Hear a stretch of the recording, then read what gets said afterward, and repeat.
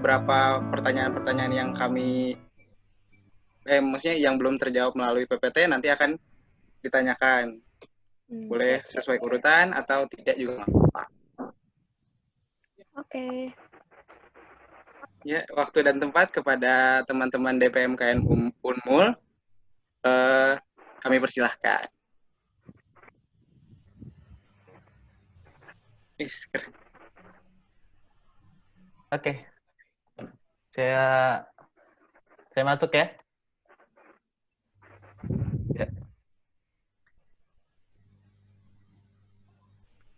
Ini udah kelihatan ya PPT-nya? Ya, udah Kak. Silakan Kak Fajar. Oh iya.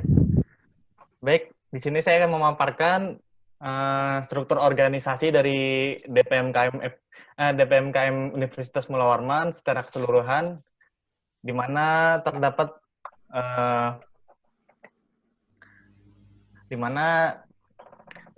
itu pimpinan, ketua adalah Muzakir Abdul Latif. Beliau merupakan mahasiswa Fakultas Hukum angkatan 2016. Wakil Ketua 1 saya sendiri, Fajar Fatur Rahman. Wakil Ketua 2 Rahmat Maulana Nasution, itu dari Fakultas Perikanan. Dan di Komisi 1 ketuanya ada Taruna Kalismula dari FKIP. Wakil Ketuanya Margareta dari Farmasi. Anggotanya Muhammad Reski dari Perikanan. Nah, Komisi 2 itu ketuanya Noval, yang tadi ya, yang share screen. Sekretarisnya Selimania berhalangan hadir, anggotanya Guntur Saputra. Nah, kalau Badan Legislasi, ketuanya itu Muhammad Guntur Saputra, wakil ketuanya Muhammad Reski, dan anggotanya itu seluruh anggota DPMKM kecuali unsur pimpinan. Nah, untuk dan kelengkapan sendiri, kita punya sekretaris jenderal dan bendahara yang dikepalai oleh Indrianti dan Miftahul Janah. Lanjut.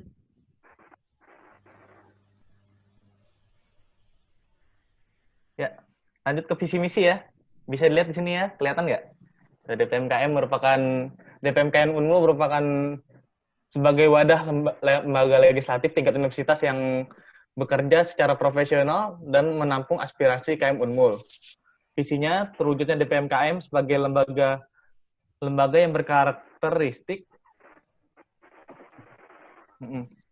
Kelihatan nggak tuh? Sorry, saya nggak kelihatan Kak. Bentar ya. Oke. Bisa dibaca atau mau saya bacakan? Di poin-poinnya aja Kak kalau nggak. Oke, Nggak lanjut usah aja, Pal. harus full semuanya. Oke, lanjut aja, Pal. Pal, bisa dilanjut?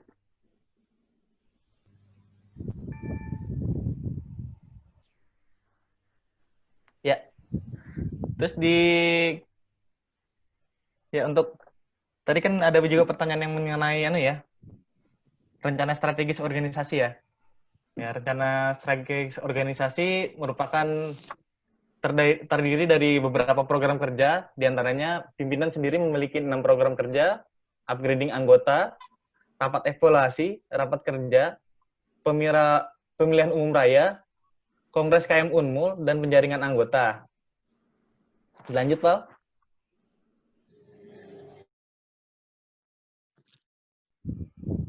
Ya, sedangkan Komisi 1 itu memiliki program kerja Sinar, silaturahmi internal antara anggota DPMKN Unmul, rapat evaluasi catur bulan BMKN Unmul, dan rapat dengar pendapat. Ya, lanjut, Pak.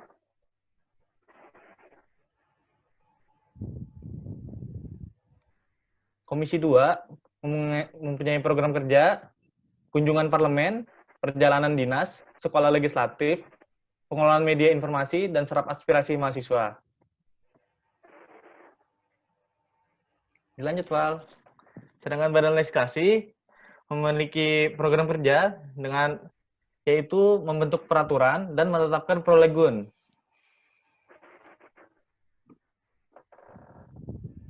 Ya, bisa dilanjut.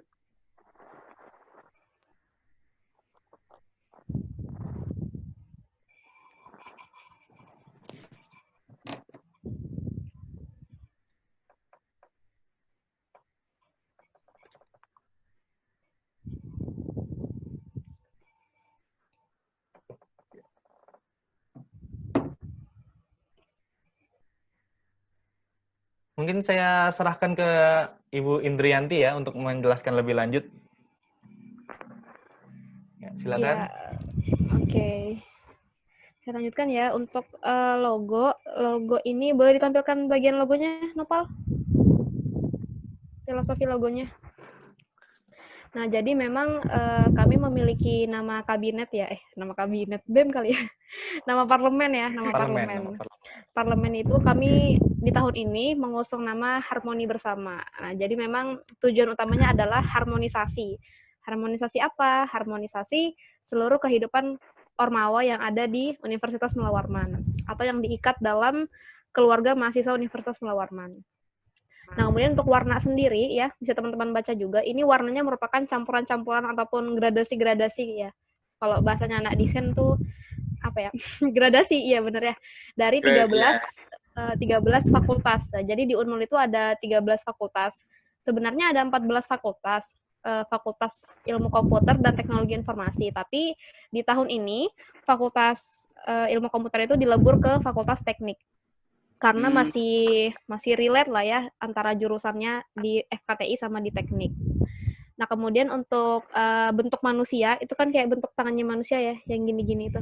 Itu menggambarkan persaudaraan dan saling membantu. Jadi kita di DPM itu tidak hanya sebatas profesional kerja sebagai rekan-rekan kerja saja, tetapi juga harapannya bisa mewujudkan rasa-rasa kekeluargaan, saling sepenanggungan, sehingga dalam berjalannya organisasi kita bisa saling membantu gitu tanpa memandang dia dari fakultas ini, dia beda sama aku dan lain-lainnya. Itu ditiadakan gitu. Kemudian untuk mata ya, itu ada kayak gambar mata gitu, mata satu. Itu menggambarkan fungsi utama pengawasan ya, pengawasan ke BMKM Unmul dalam hal ini.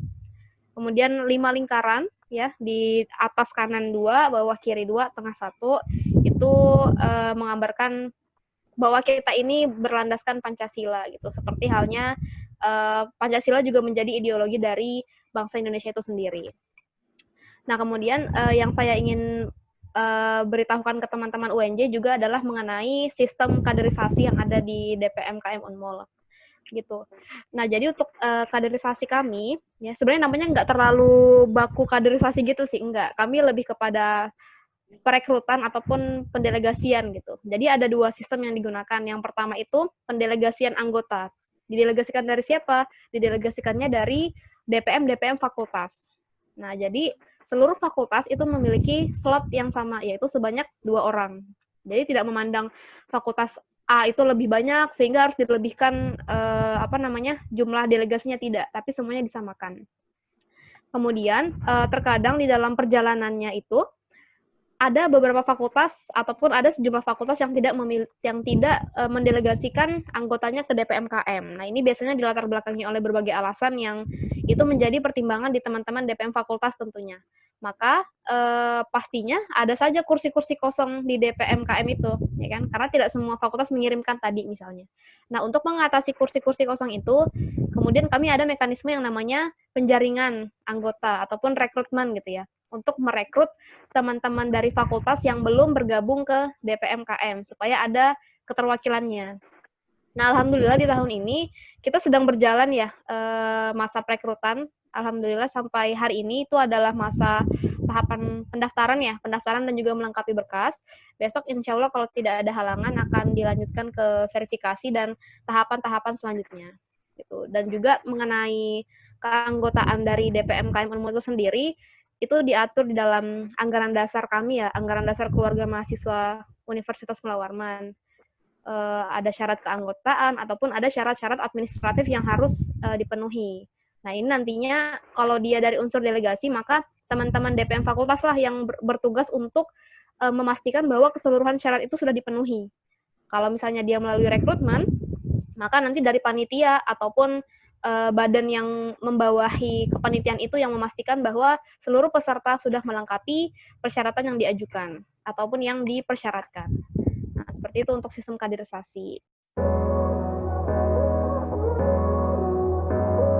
Terus dari DPM lanjut ke ini ya, Pak Guntur ya, selaku Balek yang akan menjabarkan lebih lanjut. Monggo, Pak. Ya. Bismillahirrahmanirrahim. Jadi tadi sudah disampaikan ya beberapa hal,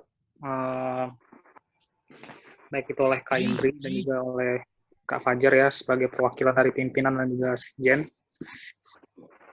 Ya, jadi kita sudah membagi-bagi gitu dari materi yang ingin didapat oleh teman-teman UNJ ya.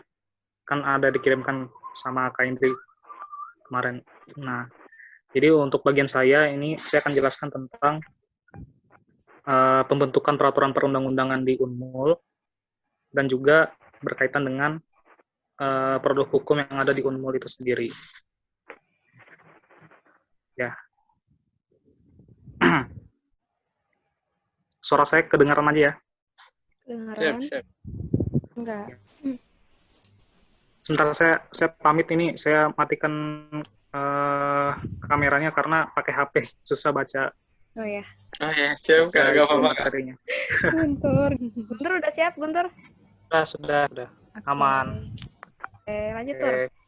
Lanjut ya.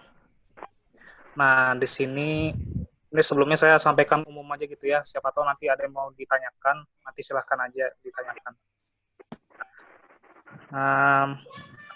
Jadi kalau di Unmul itu saya awali aja dengan sistem pemerintahan yang ada di Unmul, keorganisasian yang ada di Unmul itu.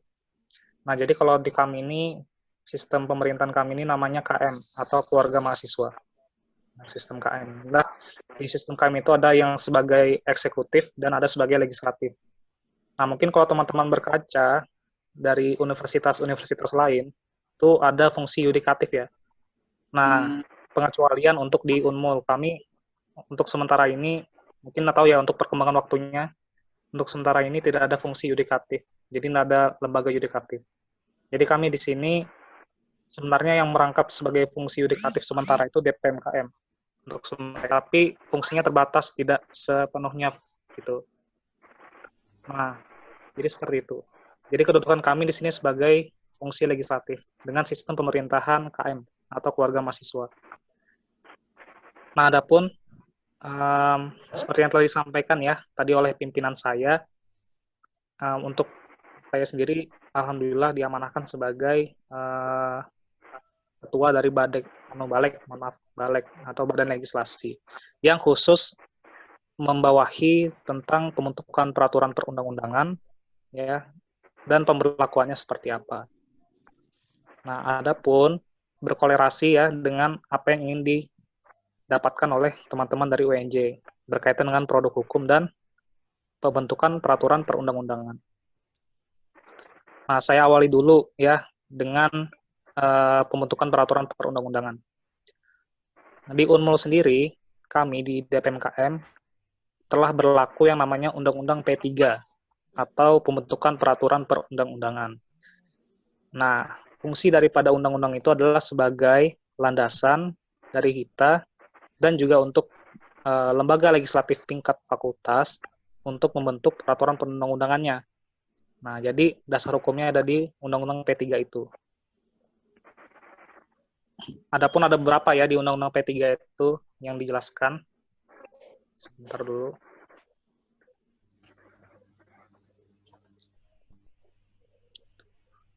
Nah, seperti pada umumnya ya, kalau kita berkaca di negara, itu ada hierarki tata urutan peraturan perundang-undangan. Nah, kalau teman-teman mungkin pernah mendengar itu atau sudah belajar tentang itu ya. Jadi berlaku juga di Unmul bahwa kita ada tata urutan peraturan perundang-undangan juga seperti itu. Adapun yang paling tinggi kami adalah ADART. Ya, itu yang paling tinggi. Atau sebagai landasan dasar. Kalau bahasanya itu sebagai gronom kalau bahasa Belandanya itu, atau hukum tertinggi sebagai dasar daripada hukum yang ada di bawahnya. Itu adalah ADART. Nah, baru di bawahnya ada Tab Kongres KM Unmul. Gitu. Seperti yang telah saya sampaikan sebelumnya bahwa kita ini adalah sistem pemerintahnya KM atau Keluarga Mahasiswa. Maka setiap keputusan itu yang mendasari tentang keorganisasian yang ada di Unmul itu dasar hukumnya adalah Kongres.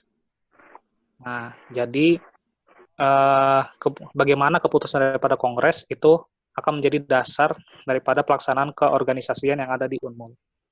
Makanya bentuknya keluarga mahasiswa seperti itu. Nah, makanya di kami itu Kongres dilaksanakan setiap setahun sekali. Gitu. Nah, nanti untuk penjelasan lebih lanjutnya mungkin kalau mau ditanyakan ya. Nah, ini saya sampaikan dulu secara garis besar seperti itu. Kemudian, di bawah TAP Kongres KM Unmul itu ada yang namanya Undang-Undang KM Unmul yang telah saya sampaikan sebelumnya. Nah, untuk undang-undang sendiri, untuk sementara yang berlaku itu Undang-Undang P3 yang telah saya sampaikan sebelumnya, baru ada Undang-Undang Pemira atau Pemilihan Umum Raya. Nah, terus saya agak lupa nanti mungkin kalau teman-teman yang dari DPM KM mau menambahkan ya. Untuk sementara saya pahamnya itu dulu, undang-undangnya ada 2 untuk sebenarnya yang berlaku. Gitu. Nah, kemudian ada peraturan-peraturan lainnya yang berada di bawahnya. Nah, diantaranya adalah TAP DPM KM Unmul, di bawahnya undang-undang, baru ada peraturan fakultas. Dan ada juga peraturan DPM KM Unmul. Nah, itu di bawahnya peraturan fakultas. Nah, jadi DPM KM itu dia berwenang mengeluarkan TAP dan juga berwenang mengeluarkan peraturan. Apa bedanya? Jadi TAP itu dia sifatnya mengikat ke dalam, gitu. Jadi peraturan-peraturan yang sifatnya adalah sifatnya internal. Jadi yang berkaitan dengan peraturan-peraturan yang berhubungan dengan keinternalan daripada DPMKM itu bentuknya adalah TAP. Contohnya, baru-baru ini kami sudah mengeluarkan TAP tentang mekanisme kerja kami selama masa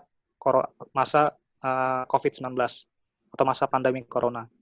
Itu TAP tentang mekanisme kerja. Itu kan sifatnya mengatur ke dalam, mengatur tentang bagaimana mekanisme kerja kita selama adanya pandemi corona. Itu TAP. Itu kami sudah keluarkan beberapa waktu yang lalu. Nah, baru ada peraturan DPM KM Unmul. Itu sifatnya mengatur keluar. Contohnya adalah peraturan tentang rekrutmen anggota. Gitu. Peraturan tentang rekrutmen anggota DPM KM Unmul. Seperti itu. Nah, jadi kurang lebih untuk hierarki peraturan perundang-undangan yang berlaku di Unmul itu kurang lebih seperti itu. Ya, seperti pemaknaan hierarki ya. Jadi yang paling atas dia kedudukannya adalah yang paling tinggi. Maka apabila peraturan yang berada di bawahnya itu bertentangan dengan peraturan yang berada di atasnya, maka itu salah gitu, tidak bisa dibenarkan. Oleh karena itu, dalam pembentukan peraturan perundang-undangan itu kami senantiasa melihat undang-undang yang berada di atasnya atau peraturan yang berada di atasnya, yang sampai bertentangan dengan apa yang akan kita buat di bawahnya. Nah, kurang lebih seperti itu sih. Adapun untuk materi-materi muatan di dalam peraturan perundang-undangan itu kurang lebih sama ya, kurang lebih sama seperti dalam negara, dalam pembentukan peraturan perundang-undangan di negara itu kurang lebih sama materi muatannya. Dan asas-asasnya juga sama, seperti asas kejelasan tujuan, baru asas kelembagaan, asas kesesuaian jenis, hierarki, dan materi muatan. Nah, asas-asas yang seperti itu, yang sama ya pada umumnya dengan Undang-Undang P3 dalam lingkup negara. Seperti itu sih. Itu kalau secara garis umumnya ya. Jadi sudah dapat ya poinnya yang ditanyakan. Produk hukum dan pembentukan peraturan perundang-undangan. Dapat poinnya ya sudah ya berarti ya. Kak, nah, jadi nanti kalau ada yang mau ditanyakan nanti silahkan aja. Terima kasih. Ya, tadi Dea katanya mau nanya. Mau nanya Kak, maaf tadi untuk tata urutan perundang-undangannya itu kan pertama ADART ya. Yang kedua itu kan TAP Kongres KM Unmul yang diadakan setiap tahun. Yang ketiga itu Undang-Undang KM Unmul yang disebutin tadi UU P3 sama Pemira. Iya. Nah, yang keempat itu TAP DPM KM Unmul. Sama yang kelima peraturan DPM KM Unmul. Betul? Kayak gitu. Ada 5. Betul. Oke. Terima kasih Kak. Ya, sih.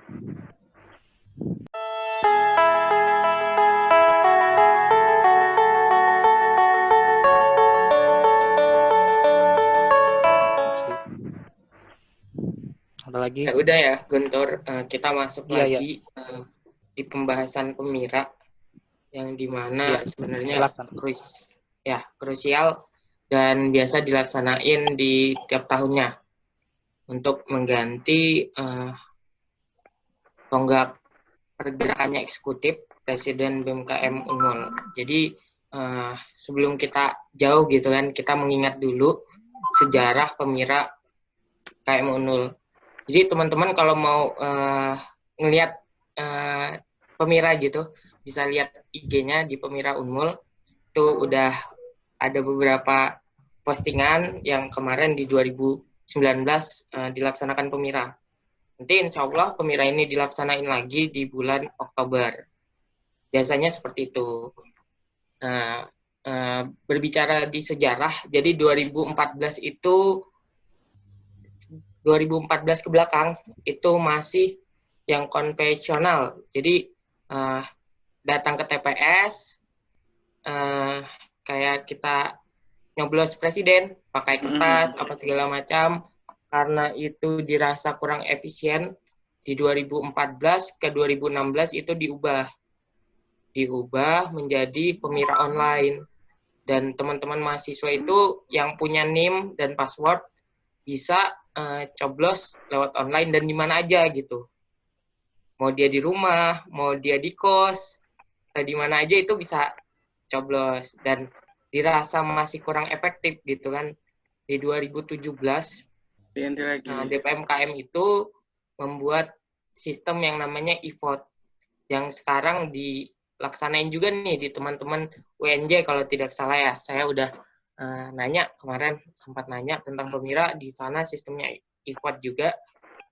Jadi di 2017 itu masih sistem online juga, cuman bedanya datang ke TPS.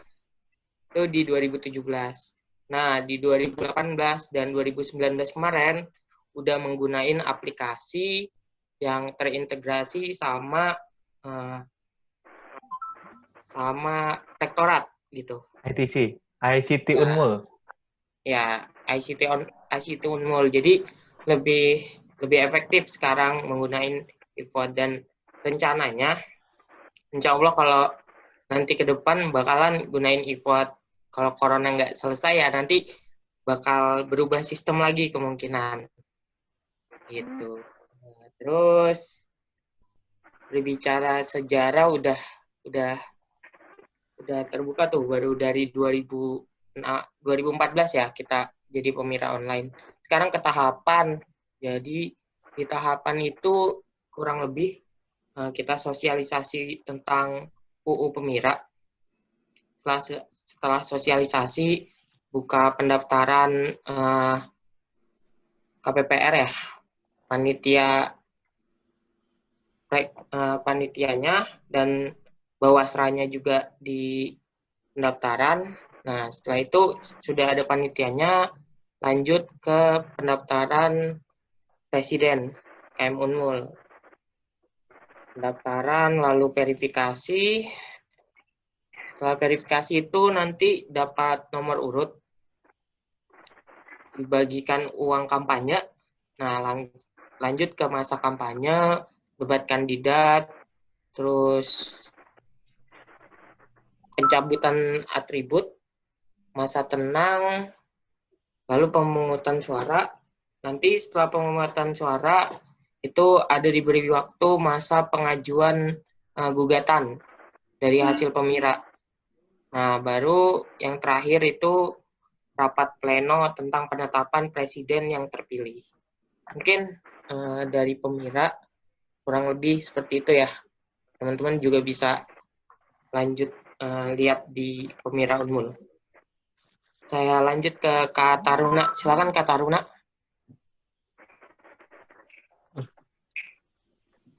Taruna kayaknya jaringannya nggak stabil itu.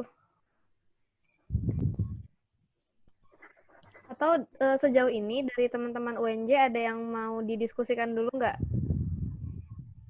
Sempat ini sih terlintas sesuatu, jadi agak beda juga sih. Tapi kalau misalnya ngomongin sejarah, kan saya baru ada di UNJ itu dari tahun 2017. Jadi mulai dari tahun 2017 ke belakang kurang tahu. Cuman sampai ke Pemira tahun 2019 kemarin, ini kan 2020 ya, betul. Tahun 2019 kemarin itu kita prinsipnya kayak masih nyoblos, masih metode konvensional.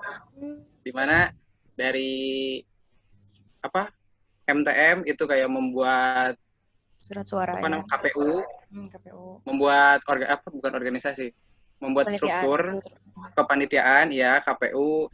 Di fakultas pun ada KPU, di setiap prodi pun ada KPU-nya. Jadi ada KPU pusat, KPU daerah juga ada. Dan di situ ya sama nyoblos kertas sampai akhirnya tahun ini kan nggak mungkin diadakan. Iya benar.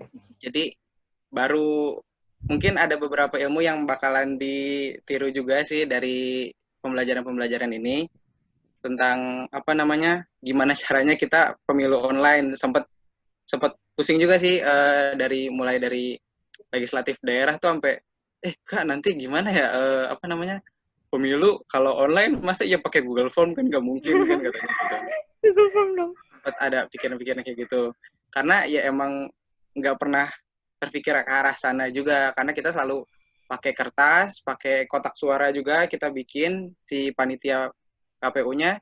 Dan kalau dari kami di UNJ itu pemilunya atau pemiranya itu dua anggota, yaitu badan eksekutif juga sama badan legislatif juga kita lewat pemilu. Jadi kalau misalnya tadi dari Unmul itu ada yang namanya delegasi dan open recruitment. Kalau kita delegasi dan open recruitment-nya dibarengin sama agenda pemilu. Jadi bareng gitu. Mantap. Oh, berarti saya salah ya kalau misalnya masih belum sistem IPOT ya berarti MTM. Iya, baru ingin mencoba. Baru ingin mencoba. Iya. Ini juga masih mau mencari-cari, misalnya bisa jadi kita koordinasi sama fakultas-fakultas yang emang mempelajari tentang elektronika dan sistem informasi, mungkin nanti akan diusahakan. Semangat UNJ. Iya, makasih. Kak, izin bertanya boleh? Ya, monggo. Ayo, silakan. Kan tadi kelebihan dari pemira online itu kayak bisa merata gitu. Ibaratnya semua orang bisa ikut memilih gitu kan ya. Dan ibaratnya efektif tempat juga karena dapat perlu datang juga ke tempat pencoblosan gitu ibaratnya. Tapi untuk di pemira online ini kendala-kendala yang sering terjadi gitu. Itu apa sih Kak? Dan kan tadi untuk pemilihan ini kan online ya. Nah itu tuh menggunakan sistem yang kayak gimana gitu? Siapa nih yang mau jawab, Mbak Indri? Nopal? Indri kah? Nopal kah? Saya kah? Monggo, Nopal. Saya maba 2018, Kak. Oh, Gimana nih? Saya masih Pemira maba juga. online itu kan 2014 sampai 2016 itu pemira online yang teman-teman KM Unmul itu bisa milihnya di mana saja gitu. Tapi ketika saya masuk itu udah sistem e-vote. Di mana sistemnya yang kita datang ke TPS juga, cuma tidak menggunakan kertas lagi. Ya, pakai kertas lagi. Jadi kita datang, kita masukin nama sama password di laptop itu kan di TPS. Nah, baru udah tinggal milih, udah selesai gitu. Iya. Oh, jadi bukan coblos ya Kak, tapi ngeklik gitu. Iya, ngeklik, bener. Tetap gunain TPS. Menggunakan TPS tetap. Untuk di 2018 sama 2019. Oh, berarti si tim KPU-nya mungkin ya menyediakan kayak laptop untuk dipajang dan digunakan oleh semua orang. Dipajang, habis itu dijual ya? Enggak lah. Harus ada jagain 24 jam. Enggak 24 jam juga sih, maksudnya selama dia berdiri di sana harus dijagain benar-benar kali ya? Ya, benar. Ya, kira-kira gitu. Boleh menjawab sedikit ya tadi dari pertanyaannya. Atus ya, Atus. Saya panggil Atus saja. Ya, jadi Novel ini kan dia memang masih kecil, maksudnya masih 2 tahun dia di kampus. Kalau saya udah 4 tahun ya, udah termasuk sudah termasuk tuir lah di kampus. Saya angkatan 2016. Jadi memang ketika saya masuk di kampus itu sedang dalam tahapan-tahapan pemira ya. Artinya waktu itu calon presiden itu lagi kampanye gitu. Nah, karena saya maba belum calon presiden sama wapres. Karena saya masih maba, jadi ya maba pada umumnya gimana sih? Ya cuma ngikutin aja kan. Disuruh dek sana, dek situ, udah gitu-gitu doang kan. Isi deh, iya. Cuman memang pada saat itu secara personal saya belum terlalu mengerti ini sistem pemira apa, pemira itu apa, bahkan saya juga baru taunya pas pelaksanaan pemira aja. Nah, baru kemudian saya mulai bergabung di DPM itu, di DPM fakultas dulu ya, itu di tahun 2017. Nah, ketika itu memang ada kalau kami namanya sekolah legislatif. Itu pencerdasan amunisi buat anak-anak legislatif gitu di fakultas dan juga di universitas. Nah, di situ dijelaskan lah bahwa memang di Unmul ini sejak tahun 2014 ke atas itu sudah tidak menggunakan sistem konvensional lagi. Artinya kita sudah nggak cetak surat suara ribuan surat suara, kemudian bikin bikin kotak suara, bikin bantalan, bikin paku dan lain sebagainya. Kita udah nggak gitu lagi. Stempelin. Kan nggak bisa bikin paku ya. Paku itu beli. Beli paku, nyediain paku maksudnya. Dan tentunya ini juga berdasarkan pertimbangan serta analisis yang mendalam ya dari senior-senior kami, para pendahulu kami. Kemudian di 2014 beralihlah ke online. Nah, sistem online ini sendiri adalah waktu itu pada saat itu masih menggunakan website pemira.unmul.ac.id. Jadi memang sistemnya itu dari awal sudah terintegrasi ke ICT Universitas Mula Warman. Nah, jadi bukan website bodong, bukan website abal-abal, tapi memang dikelola langsung oleh bukan Blogspot ya, bukan WordPress, bukan Google Form apalagi gitu kan. Memang sudah dikelola langsung oleh tim IT dari Unmul. Nah, dalam pengelolaan website ini nggak cuman dari tim IT Unmul saja yang bergerak di dalam. Tapi kami juga menyertakan sejumlah mahasiswa yang dirasa mumpuni dalam artinya memang dia background pendidikannya, background fakultasnya adalah fakultas IT ya. Yang tadi yang saya sebutkan fakultas Ilmu Komputer dan Teknologi Informasi. Jadi kami melibatkan mereka untuk membantu dalam hal perancangan website. Website ini mau diapain sih? Mau dimasukin apa aja sih di dalamnya? Mau dibentuk desain semacam apa sih gitu. Sampai kepada pengamanan sistem. Nah, karena memang yang mengerti masalah hacker dan lain sebagainya kan, kalau kita menggunakan online itu pasti bakal banyak sekali kontra di awalnya ya kan, dari keamanan suaranya lah, kemudian keamanan sistemnya lah, terus safe nggak sih kita pakai sistem ini gitu loh. Nah, ini dari teman-teman IT yang kemudian membantu mengawal itu. Dan memang pada saat itu sekarang sistem pemilihan online jadi tidak disediakan TPS. Nah, jadi mahasiswa itu dimanapun dia berada ya, kayak tadi Noval jelaskan, mau dia sambil rebahan, mau dia sambil makan, dia bisa milih. Ya, dia bisa ngeklik si paslonnya itu yang dia suka. Asalkan dia punya username sama password portal. Nah, kita kan semua mahasiswa tuh punya itu ya.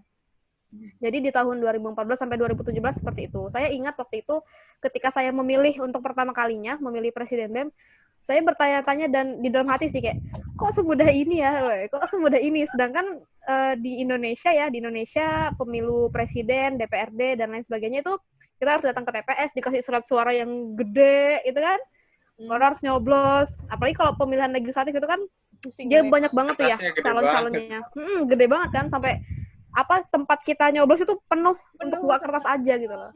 Nah, di Unmul ketika saya nyoblos, saya terkagum-kagum gitu, kok semudah ini gitu ya. Nah, alhamdulillah di sekolah legislatif kemudian diberikan kecerdasan. Tapi kemudian dari pelaksanaan pemira online di 2014 sampai 2017 yang sistemnya itu tidak ada TPS gitu ya, itu menjadi sebuah evaluasi bersama bahwa dengan cara yang seperti ini sebenarnya masih nggak safe loh, ini masih belum aman loh gitu. Artinya kalau masih kan syaratnya dia hanya punya NIM, punya password, udah dia bisa ngeklik kan. Nah, ketika terjadi kondisi satu orang nih atau satu pihak nih, dia punya seluruh NIM mahasiswa, dia punya seluruh password mahasiswa, dia bisa milih dong, ya kan? Padahal bukan mahasiswa itu sendiri. Nah, sedangkan di asas Pemira itu adalah salah satunya pelaksanaan Pemira dengan asas langsung. Ya, artinya mahasiswa ini langsung menyalurkan hak pilihnya, bukan diwakilkan oleh siapapun. Nah, di sini kemudian terjadi perdebatan-perdebatan, diskusi-diskusi bahwa kita harus merumuskan suatu cara nih yang lebih aman dan lebih secure buat Pemira kita ke depannya gitu. Dan akhirnya di tahun 2017, waktu itu ketua DPM-nya namanya Kak Alif Mustafa, beliau dari fakultas saya juga, Fakultas Ekonomi, beliau menyusun naskah akademik untuk Pemira e-vote. Nah, akhirnya tercetuslah e-vote di situ. Jadi perbedaan e-vote sama online itu adalah pada TPS-nya.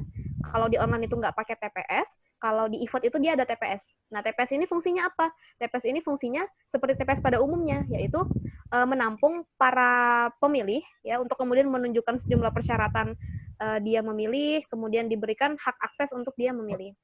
Nah, cuman kalau di online ini, di e-vote ini juga ada peralihan sistem ya, yang sebelumnya di online kita menggunakan website, di e-vote ini kita sudah menggunakan aplikasi. Ya, jadi namanya aplikasi Pemira e-vote.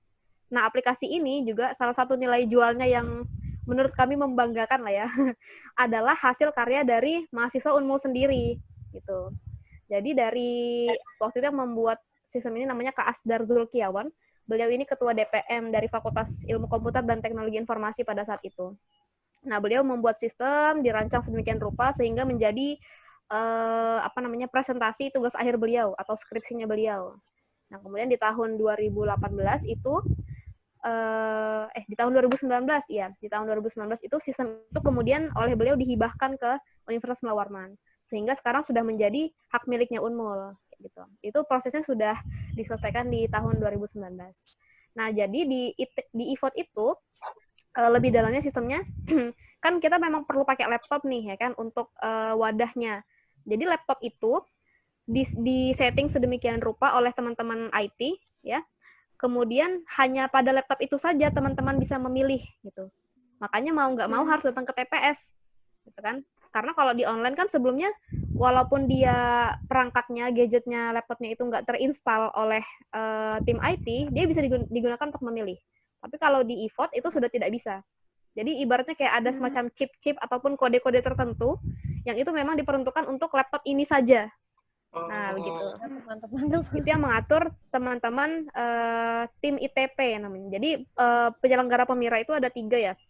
Ada KPPR, Komisi Penyelenggara Pemilihan Umum Raya, ada Bawasra, Badan Pengawas Pemira, kemudian ada tim ITP, elektronik, EI-nya saya lupa apa, pokoknya teknologi itulah, ya pokoknya tim ITP lah, teknologi lah intinya gitu. Nah, itu nanti di dalamnya dia ada sejumlah struktur yang dia fokusannya memang hanya untuk mengelola sistem itu, mengelola aplikasi itu.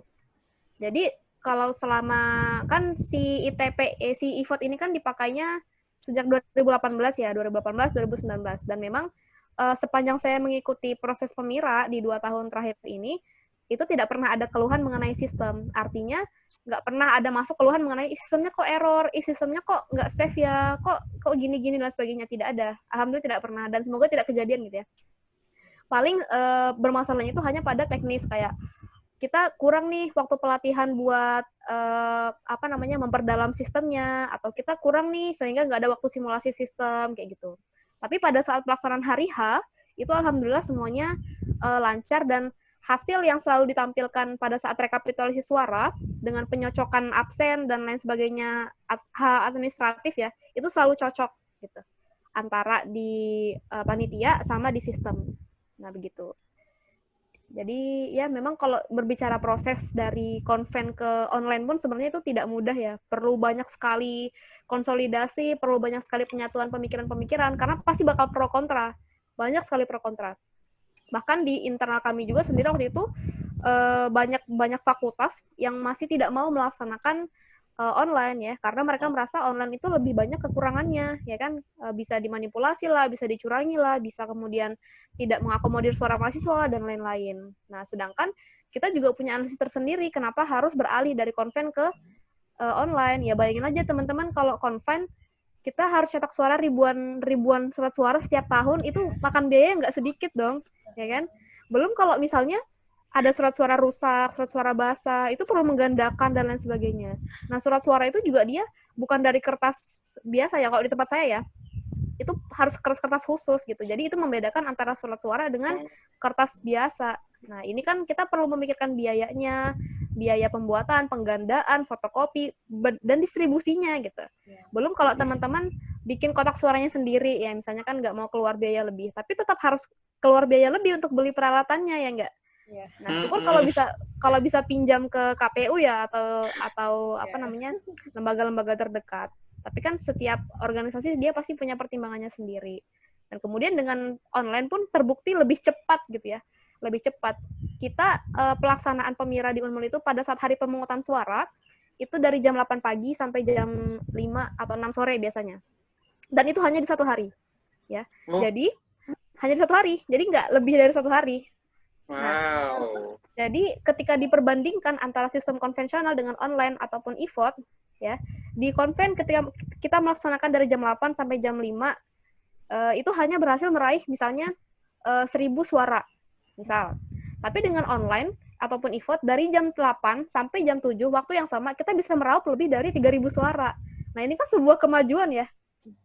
Sebuah kemajuan. Jadi ini membuktikan bahwa kita beralih ke konven dari konven ke online itu bukan hanya semata-mata kita nggak mau ribet, bukan, tapi kita juga pengen menarik lebih banyak partisipasi mahasiswa, ya, partisipasi mahasiswa, karena kan mahasiswa itu banyak yang malas datang ke kampus cuman buat nyoblos, ngantri panjang, iya, terus harus nunggu surat suaranya lagi, harus pokoknya ribet lah, malas. Nah, kita dengan adanya sistem online atau e-vote ini kita mempermudah mahasiswa bahwasannya kalian sambil rebahan pun bisa buat menyalurkan hak pilih kalian gitu loh.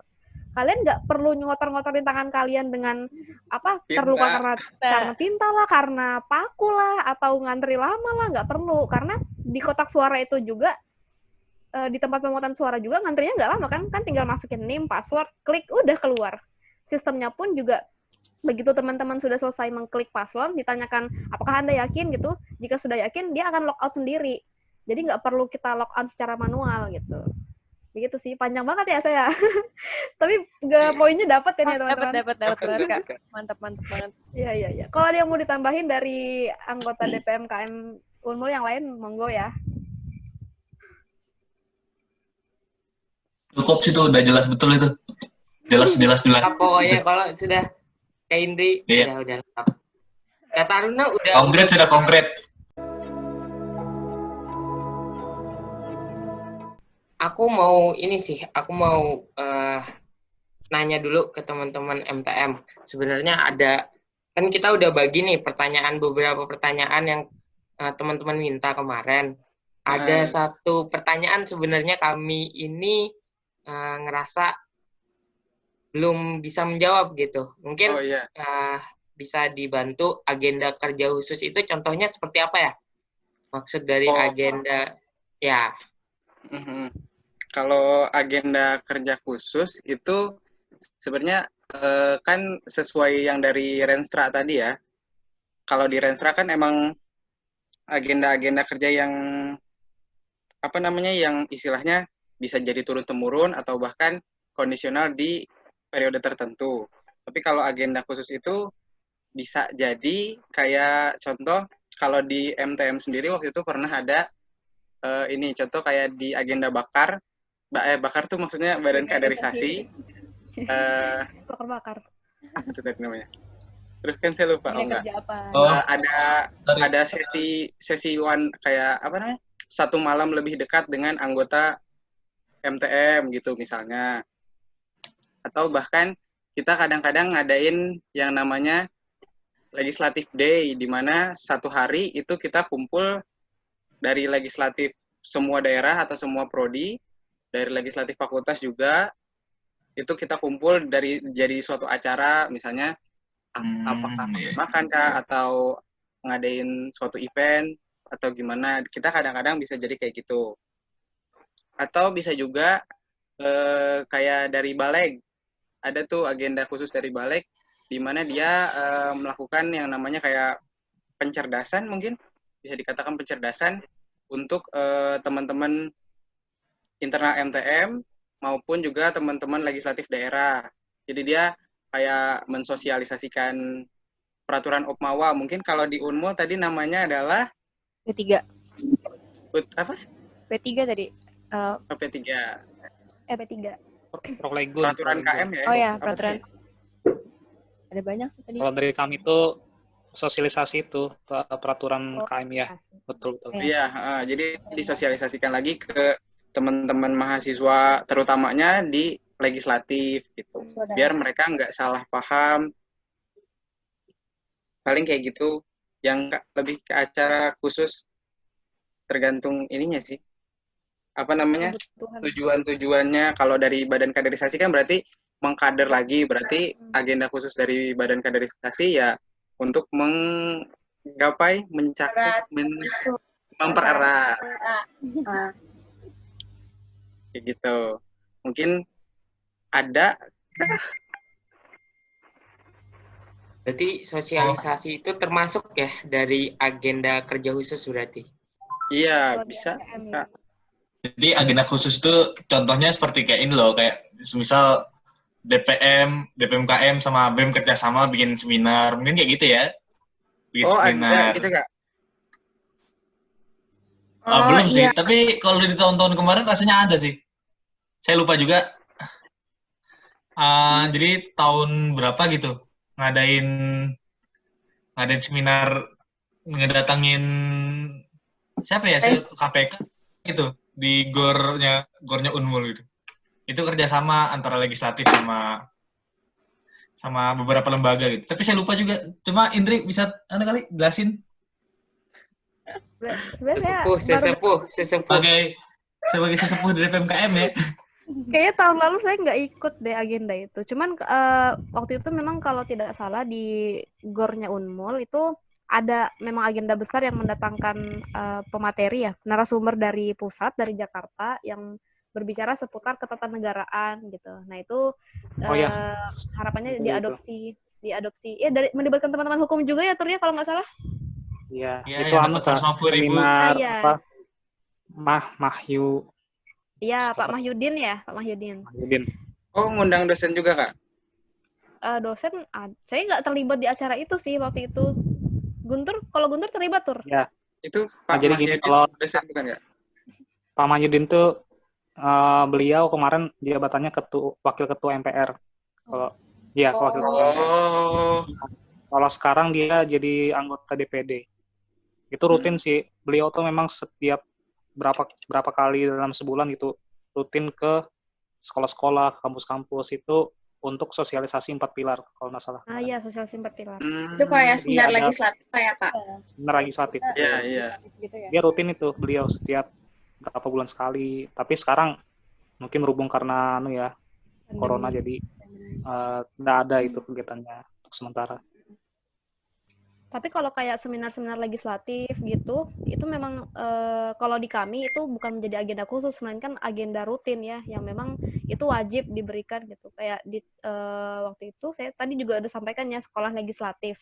Nah jadi itu memang digagas oleh DPMKM yang TSO-nya itu kadang bisa berubah menyesuaikan tujuan kita mau mengadakannya ke siapa nih. Nah waktu itu di Unmul pernah mengadakan untuk TSO-nya ke DPM fakultas ya, karena memang waktu itu banyak sekali mendapat aspirasi bahwa ini teman-teman di fakultas belum paham banget nih fungsi legislatif secara keseluruhan itu kayak gimana sih, terus pengawasan ke BEM itu saat evaluasi BEM itu apa aja sih yang harus dikritisin, itu mereka masih bingung soal itu. Nah jadi difasilitasilah oleh DPMKM untuk mengadakan sekolah legislatif dengan materi-materi yang sekiranya itu bisa mengakomodir kebutuhan teman-teman legislatif KM maupun di legislatif tingkat fakultas. Nah, terus kami tuh juga ada grup WA, itu namanya Legislative United. Nah, jadi itu wadah mengumpulkan DPM se-Unmul ya, karena di Unmul kan ada 13 fakultas, jadi ada 13 DPM juga, yang ini tentunya harus kita rangkul ya, karena tagline kami kan harmoni bersama ya.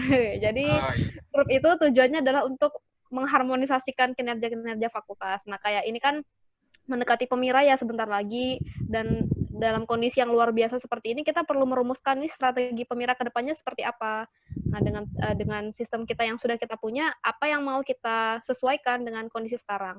Nah, ini perlu konsolidasi bersama teman-teman DPM fakultas, perlu konsolidasi, perlu perumusan sebelum nanti kita membahas lebih lanjut ke Bapak Ibu kita di rektorat, di birokrat atau di bidang kemahasiswaan gitu. Karena perlu koordinasi yang rapi sekali mulai dari tataran bawah sampai ke atas. Nah, karena kan Pemira ini bukan program kecil ya, bukan program kecil karena ini merupakan suatu transisi kepemimpinan di eksekutif yang pastinya harus mengakomodir kepentingan-kepentingan dari seluruh elemen yang ada di Universitas Mula Warman. Jadi Legislative United itu adalah wadah untuk kita mengkoordinasikan banyak hal, nggak cuma Pemira, hal-hal strategis mengenai kelegislatifan dan lain-lainnya. Itu sih. Yeah.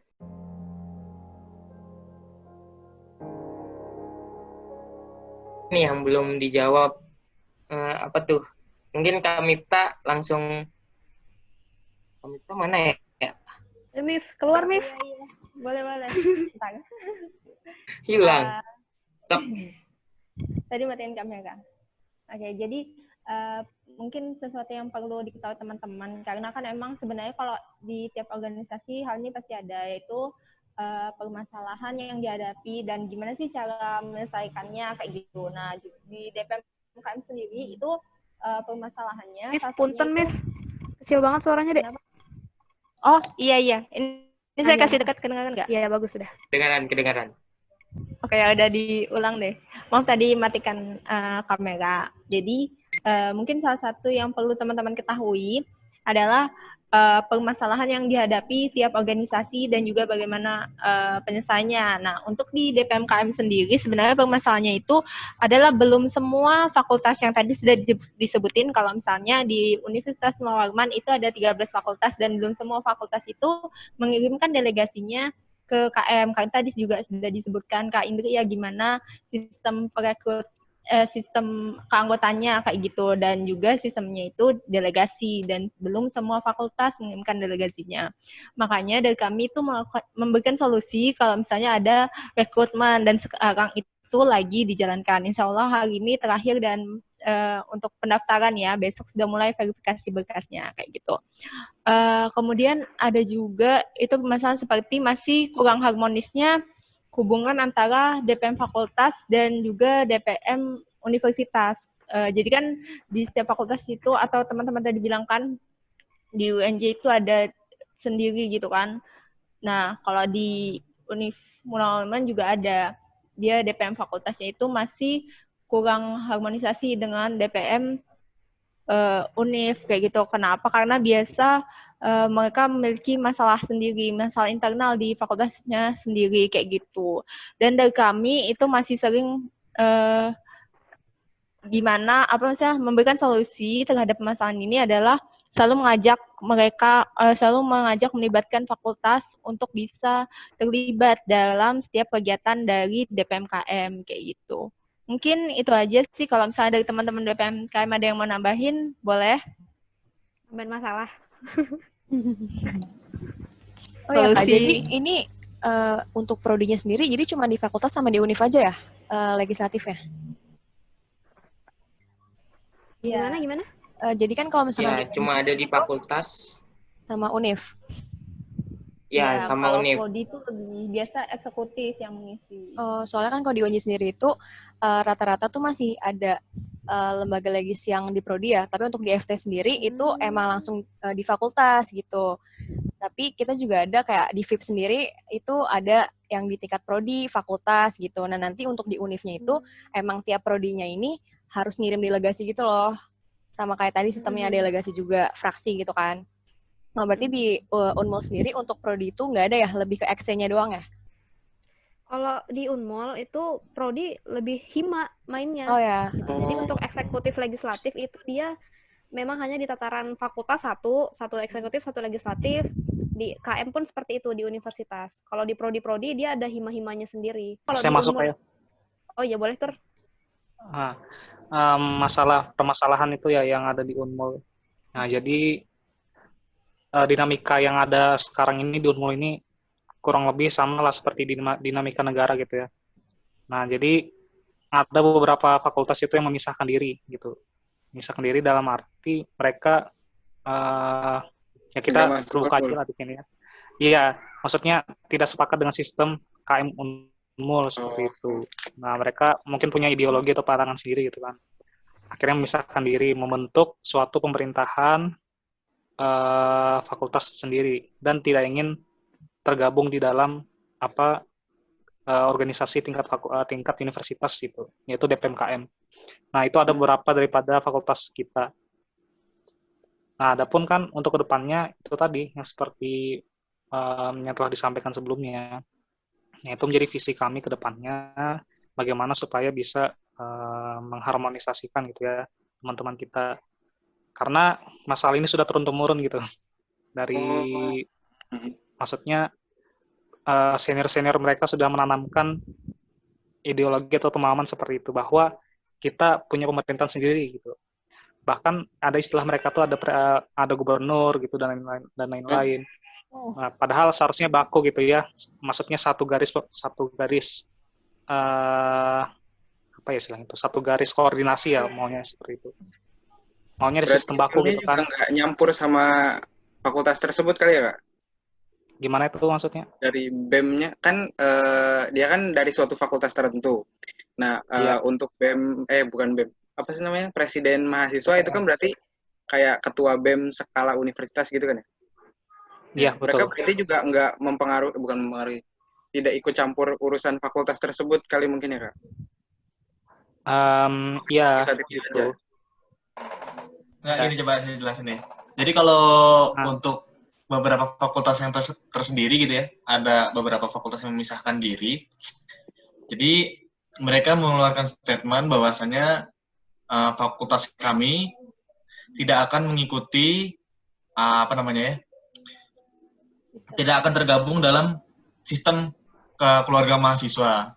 Tapi pada hakikatnya, kalau misalkan dibalik gitu ya, BMKM atau DPMKM-nya, kalau semisal dari fakultas tersebut ada suatu permasalahan, tetap merupakan tanggung jawab dari BMKM dan DPMKM gitu.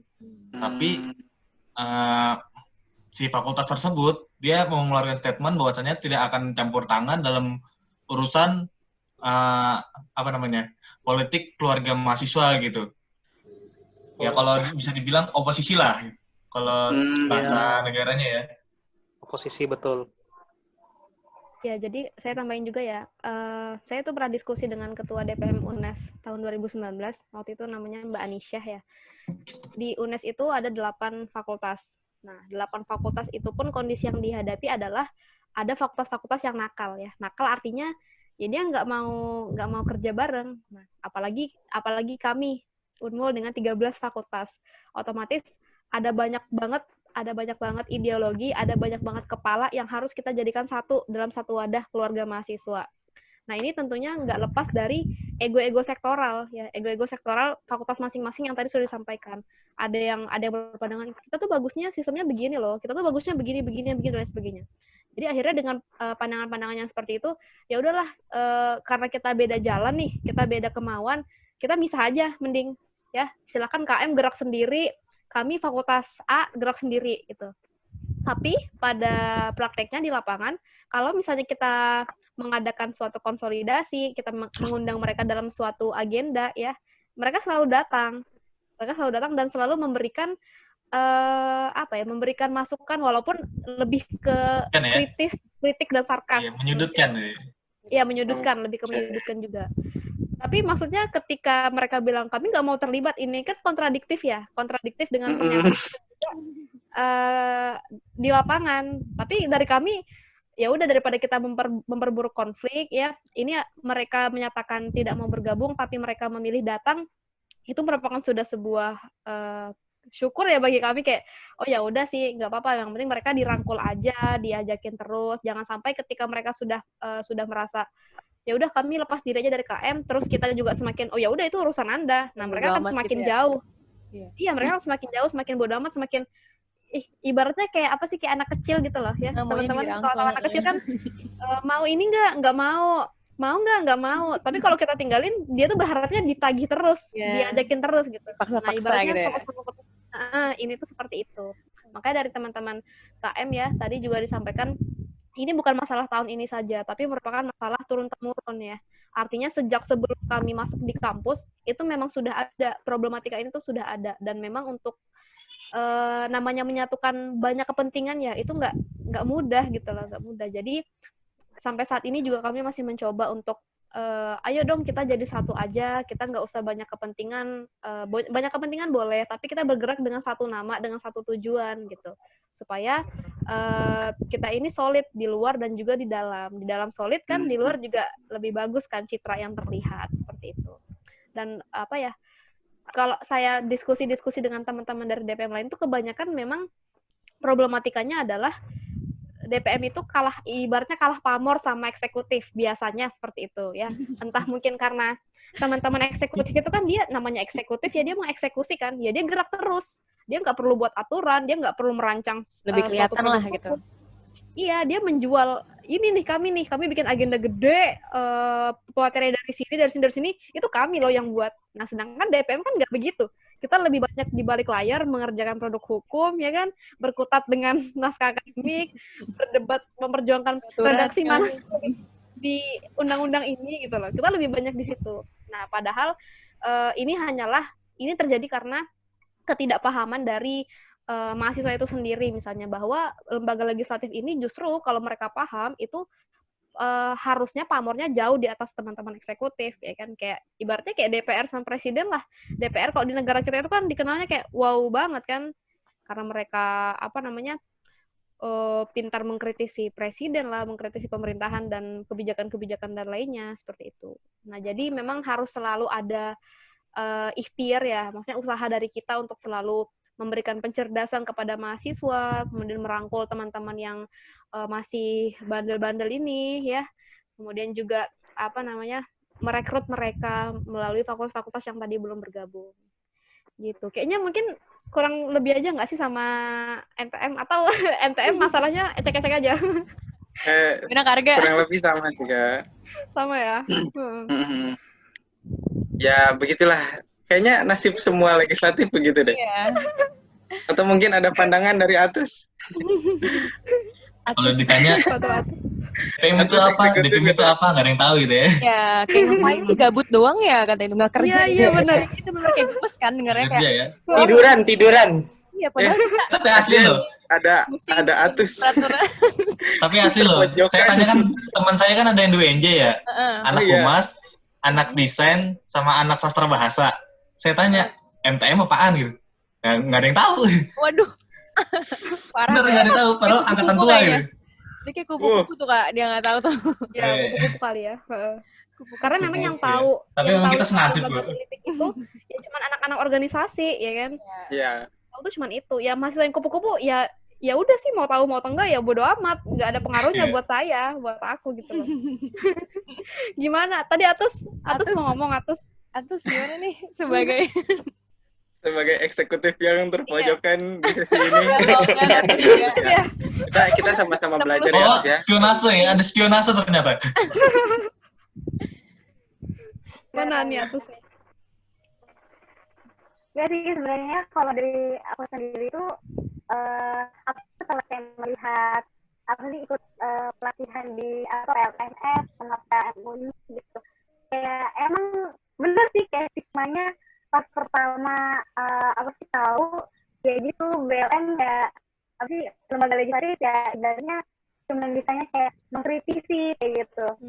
Tapi ternyata pas udah setelah ya apa sih namanya ikut pelatihan ini tuh kayak lebih terbuka gitu, karena yang memang ibaratnya tugasnya mereka itu mengkritisi ya untuk kebaikan eksekusi gitu kan. Dan apalagi ibaratnya kalau kata kira sih program kerja ya gitu, kayak untuk membuat produk hukum, dan kayak setelah mendapatkan tugas dari pelatihan itu tuh kayak nggak gampang gitu kan, kayak untuk buat produk hukum gitu. Jadi iya, bisa clap ya. Mana clap? Mantap. Reaction. Nggak lembaga legislatif itu lembaga yang orang-orangnya pikirin gitu. Sekarang kalau misalnya masih ada pertanyaan dari teman-teman UNJ, silahkan untuk disampaikan. Ini jadi acara beneran nih. Nggak apa-apa, acara santai. Santai ya, Iya. santai. Ngobrol-ngobrol santai. Saya mau nanya nih. Apa tuh kalau dari UNJ sendiri ada kendala kah dalam merumuskan suatu produk hukum selama ini? Kalau dalam merumuskan produk hukum itu kita ada produk hukum yang tahunan sih Kak. Kalau misalnya dari Unmul itu mungkin namanya yang tadi kongres ya. Kalau di kita itu ada digabung dalam suatu acara namanya sidang umum. Nah, di sidang umum itu agenda tiap tahun di mana ada apa sih namanya? Demisioner, pendemisioneran anggota lama dan melantik anggota baru. Dan setelah itu ada sebelum itu kayaknya. Sebelum itu ada perumusan misalnya dari tahun ini yang ingin diamandemen apa namanya PO nomor berapa atau bahkan ADART yang akan di amandemen. Tapi jauh sebelum dari amandemen itu dari kami dari MTM itu melakukan yang namanya reses atau hearing ke daerah-daerah. Kan kebetulan dari fakultas dari MTM itu berkoordinasi dengan fakultasnya dan fakultasnya itu berkoordinasi dengan prodi-prodi yang ada di bawahnya. Paling gitu sih Kak untuk merumuskan ini. Nah yang susahnya adalah yaitu merumus apa namanya terkadang setelah adanya reses atau hearing pun belum bisa menyelesaikan masalah karena banyaknya pikiran ini. Karena kan dari legislatif daerah mungkin di daerahnya seperti ini, jadi peraturan A itu nggak bisa terlaksana dengan baik atau juga. Perbedaan kultur. Nah iya itu perbedaan kultur itu memang mempengaruhi banget ya. Iya. Dalam satu organisasi. Kadang kita itu sudah bikin aturan gini ya. Ini aturan nih kita tetapkan, plak, terus kita sosialisasikan ke seluruh fakultas. Nanti itu dari fakultas ada aja. Oh nggak bisa ini, di kami nggak seperti ini. Nggak kayak gitu, nggak bisa gitu. Iya. Nggak mau ganti-ganti. Nah akhirnya ya kami masa harus mendengar satu kelompok aja, sedangkan yang lain sepakat kan. Biasanya tuh bakal apa ya gesekannya itu di situ. Dan itu memang perlu usaha ekstra, kesabaran ekstra buat menghadapi yang ibaratnya apalagi yang sudah apa ya, ini bahasa kasar ini kepala batunya itu loh yang aduh kekeh banget.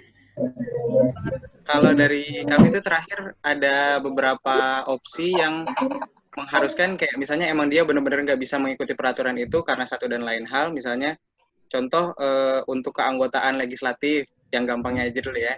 Yang masih ecek-ecek itu kayak keanggotaan legislatif di mana anggota legislatifnya harus misalnya harus 10, sementara di fakultasnya dia 5 aja tuh kadang-kadang sujud syukur gitu.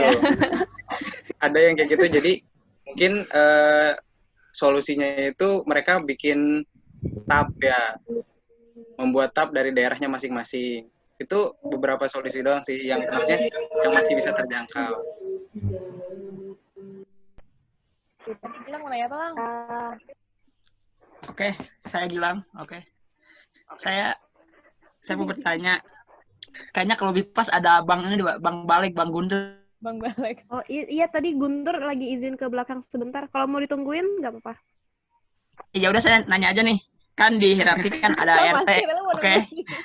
Terus ada tab kongres. Berarti kan kongres di sini kan berarti sebuah pertemuan. Iya bukan? Iya benar. Nah, itu tuh yang ikut kongres itu siapa aja? Kan di sini namanya Kongres KM Unmul. Itu tuh semua mahasiswa atau hanya terbatas ekse legis di KM atau ekse legis di seluruh Unmul gitu. Dia hilang lagi.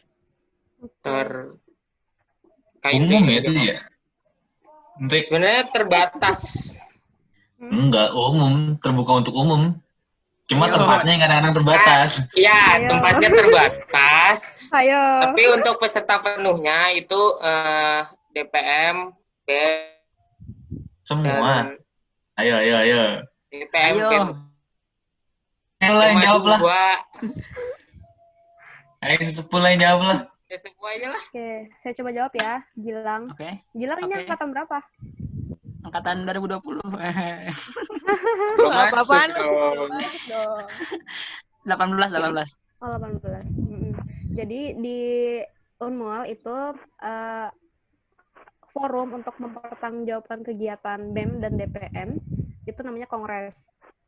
Nah, jadi itu kongres terkhusus untuk mempertanggungjawabkan BEM dan DPM. Agendanya nggak cuman itu ya, nggak cuman LPJ-an, tapi ada pleno dari 1 sampai ke 9, itu ada macam-macam. Nah, itu ibaratnya alam barzah dunia. Barzah. Ngeri sekali.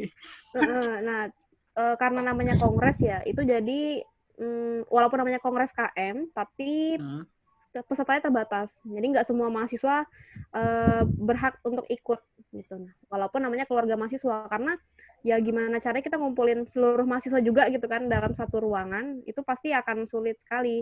Jadi makanya kenapa kita pakai utusan ataupun perwakilan. Nah, di dalamnya itu pesertanya yang pertama ada BEM, DPM tingkat universitas, BEM DPM tingkat fakultas, kemudian sama organisasi kemahasiswaan di UKM ya. UKM di tataran universitas. Nah, setiap UKM itu mengirimkan 2 orang delegasi. Nah, kalau untuk DPM sama BEM itu tidak ada batasannya. Jadi yang menjadi anggota dari BEM atau BEM universitas berhak untuk mengikuti kongres. Kalau BEM fakultas juga slotnya itu 2 orang. Nah, kemudian untuk peserta penuh sama peserta peninjau, peserta penuh itu dia memiliki hak suara sama hak bicara ya.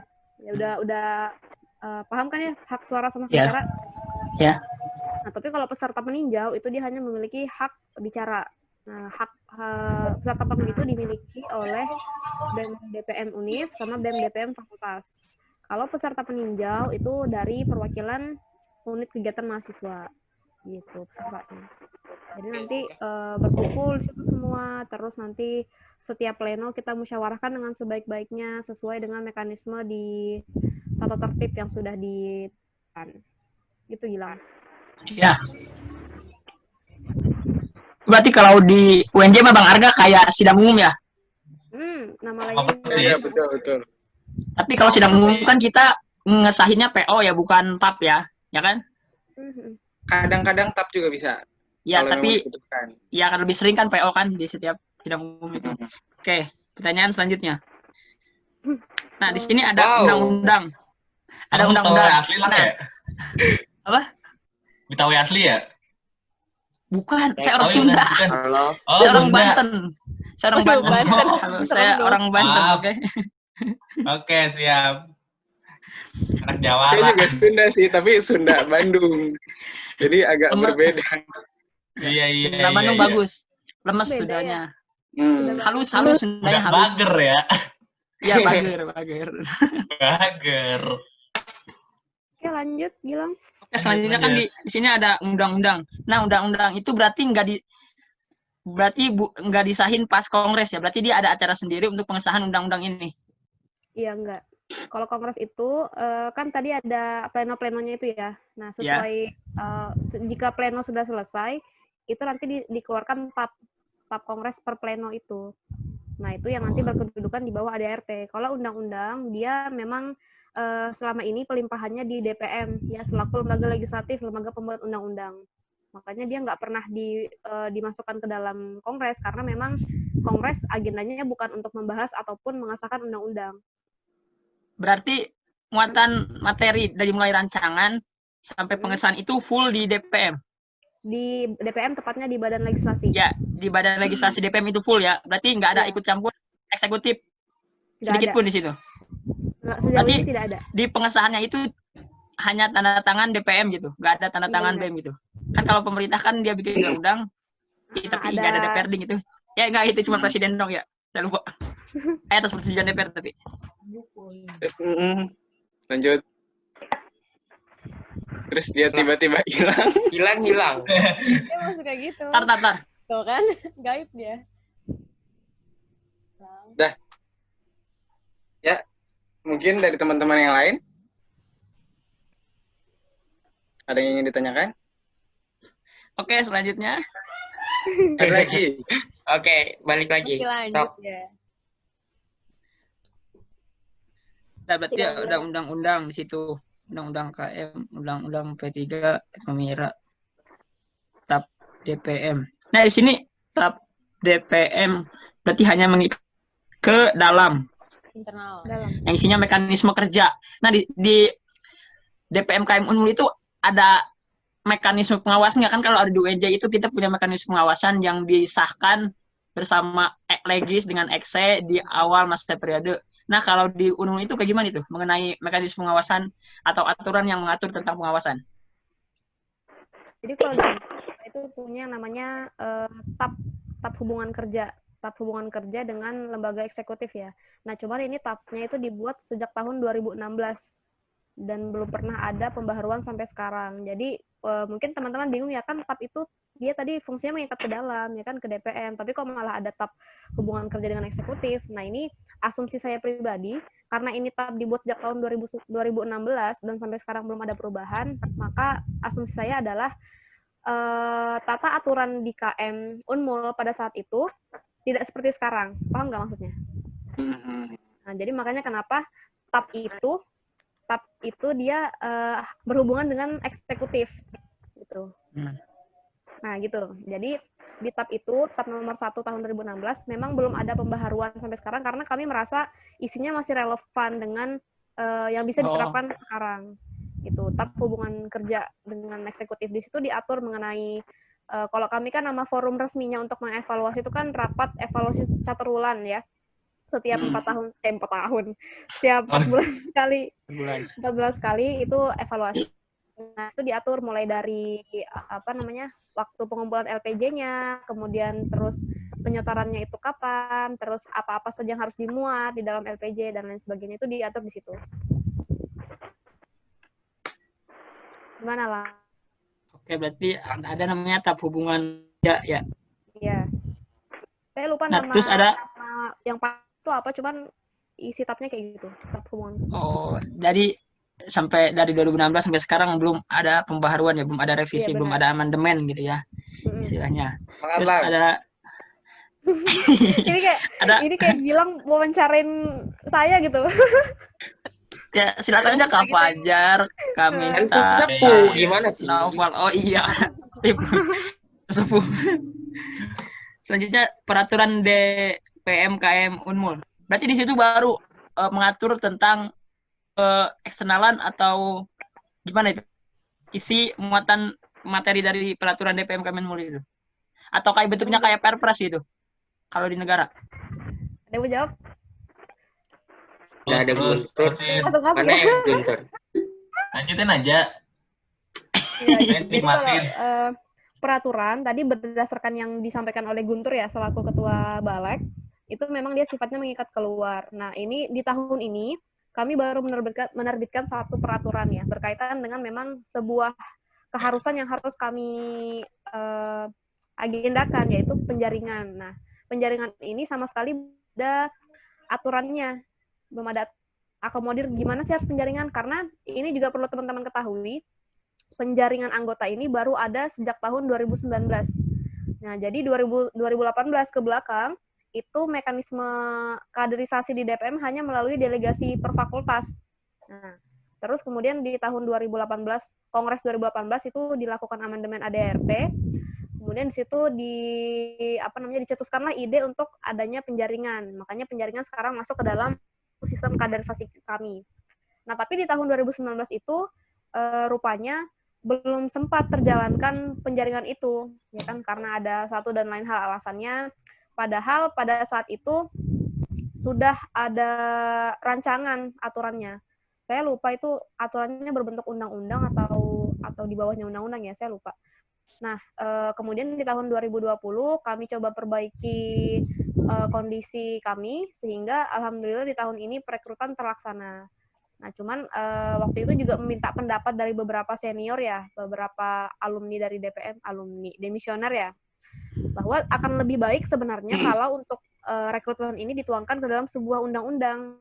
Cakupannya dia lebih luas, mengaturnya lebih regeling gitu loh, lebih luas daripada hanya TAP ataupun peraturan. Nah, cuman karena kami merasa kayaknya di tahun ini untuk penjaringan ini harus disegerakan, sehingga kami memutuskan untuk membuat bentuk aturan di undang-undang, yaitu peraturan. Karena kalau peraturan kan dia tidak seribet membuat undang-undang kan. Kalau undang-undang di lingkup kami itu harus membuat naskah akademik dulu. Nah, ini kalau kita membuat naskah akademik yang banyak, berbab-bab, terus kemudian harus ilmiah, kapan kami mau penjaringannya gitu. Makanya dibuatnya peraturan dulu gitu. Oke, peraturan DPM. Berarti sesudah peraturan DPM itu baru kalau di sana itu peraturan Presma itu hierarkinya di bawah peraturan DPM gitu. Nah, ini juga yang membedakan Unmul dari beberapa universitas lain ya. Jadi kalau di universitas lain itu biasanya ada peraturan presiden dan di sistem kenegaraan kita pun ada seperti itu. Cuman kalau di Unmul itu tidak ada peraturan presiden.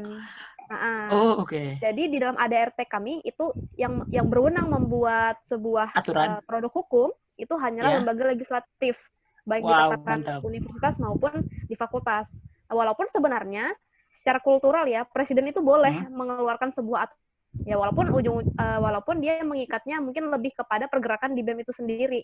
Ya, contohnya di fakultas saya di Fakultas Ekonomi dan Bisnis itu gubernur BEM kami waktu itu mengeluarkan peraturan pokoknya saya lupa, dia tuh tentang mengatur anggota BEM yang tidak profesional dalam bekerja ya, waktu itu pemutihan lah istilahnya, seperti itu, pemutihan staf. Nah, ini kan artinya kondisi iklim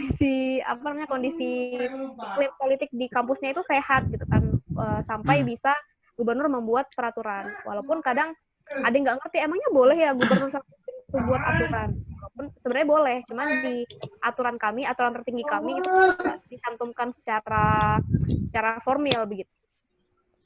Oh, jadi menarik ya. Jadi di sini gubernur ya atau ketua BEM fakultas ini tidak berwenang. Jadi di ADART dia tidak berwenang untuk membuat produk hukum gitu ya. Nih kalau di UNJ itu ketua BEM universitas, fakultas maupun prodi maupun himpunan mahasiswa prodi, kita itu namanya peraturan ketua itu. Peraturan saya isinya itu GBHO, garis besar organisasi. Terus yang kedua program kerja, tata tertib, kode etik, dan sisanya ada GBPK, jangan lupa GBPK. Itu yang ribet tuh. Ya GBHO, GBPK, tata tertib, kode etik. Nah itu urutannya 4, terus di bawahnya ada underbow. Nah gitu. Jadi kalau di UNJ itu kayak gitu kakak-kakak ya. Oke. Kurang lebih sih sebenarnya. Ya di sama. Farmasi tapi bedanya kita nggak ada peraturan gubernur, Kak. Iya, benar. Tapi kalau di fakultas saya itu, jadi di Unmul itu juga uniknya gini ya. Walaupun kita sudah ada hierarki peraturan, fakultas itu dia dengan tetap mengacu ke KM, dia bisa menentukan hierarki sendiri. Nah, jadi kalau di fakultas saya, karena saya dari FEB, di FEB itu yang membuat GBHO itu dari teman-teman DPM juga. Nah, bukan teman-teman BEM. Jadi nanti teman-teman DPM yang merumuskan GBHO ya, baru nanti direkomendasikan ke BEM. Dan bukan direkomendasikan sih, harus diserahkan ke BEM. Jadi BEM itu wajib mengikuti GBHO itu. Gitu. Kok bisa ya BEM-nya nurut? Kalau BEM kayak gitu enak kayaknya. Nih fakultas teknik gitu kayaknya. Kalau di farmasi formatur. Formatur ya. Teknik mantap nih. Ya. Jangan ntar lu lepar-leparan nih. Ya teknik masalah lah. Selalu-selalunya teknik ya. Kalau teknik di fakultas saya itu dia ini sistemnya lebih kepada musyawarah. Jadi dia apa-apa harus dimusyawarahkan. Nggak boleh sama sekali voting gitu. Iya, jadi dari nasionalnya sampai ke daerah berarti kayak gitu dia. Oh gitu. Wah. Itu mantap. Yang kayak situ di enggak teknik. Mantap. Jangan-jangan jatuhnya teknik 1 juga. Iya, teknik 1, teknik biru. Oke. Aduh. Gimana? Yang bentuknya musyawarah kemarin itu waktu pembahasan peraturan ketuanya itu sipil doang kayaknya. Sisanya sipil itu udah ngundang semua prodinya gitu, semua mahasiswa prodinya gitu. Sipil doang itu, sisanya enggak. Tadi saya nanya apa lagi ya? Banyak tuh kayaknya. Banyak ya? Banyak nih. Udahlah itu aja. Iya. Ya udah. Apa sih Gilang? Ya mungkin teman-teman yang lain ada yang ingin ditanyakan? Oh ya nih tentang rekrutmen. Berarti di ADART-nya itu pemilu itu hanya memilih ketua, memilih presiden doang gitu. Iya. Wapres. Presiden Cawapres dan Wapres. Oh ya, Wapres dan ya oke itu ya. Capres dan Cawapres. Wapres dan Cawapres. Ya, Ya, ya benar. itu sama gubernur juga berarti. Bener. Nah, gubernur itu dari DPM fakultas. Iya, dari fakultas. Jadi kalau Itu gimana? pemira skala UNIF itu hanya untuk memilih presiden dan wakil presiden BEM. Kami itu timeline pemiranya nggak sama, nggak serentak. Nah, jadi apa namanya? Kulturnya di Unmul itu yang selalu menjadi pembuka pesta demokrasi itu 2 fakultas pada umumnya biasanya. FEB sama FKIP, ekonomi sama keguruan. Mereka selalu leading biasanya. Kalau misalnya kita itu pemiranya di bulan Oktober, mereka itu biasanya mulai Agustus, September tuh udah running. Jadi selesai duluan. Nah, UNIF, DPM tingkat UNIF itu biasanya barengan sama DPM lain kecuali FEB sama FKIP. Nah, cuman timelinenya lagi-lagi nggak sama persis. Pasti lebih beda seminggu 2 Lebih minggu. duluan fakultas sih biasanya. Iya, lebih Terus cepat itu selesai fakultas. gubernur yang milih mahasiswa umum atau DPM? Mahasiswa fakultasnya. Fakultas. Oh, oke. Dia asisten apa dong? Oke. Udah. Ya. Gubernur masing. Ada lagi? Ntar.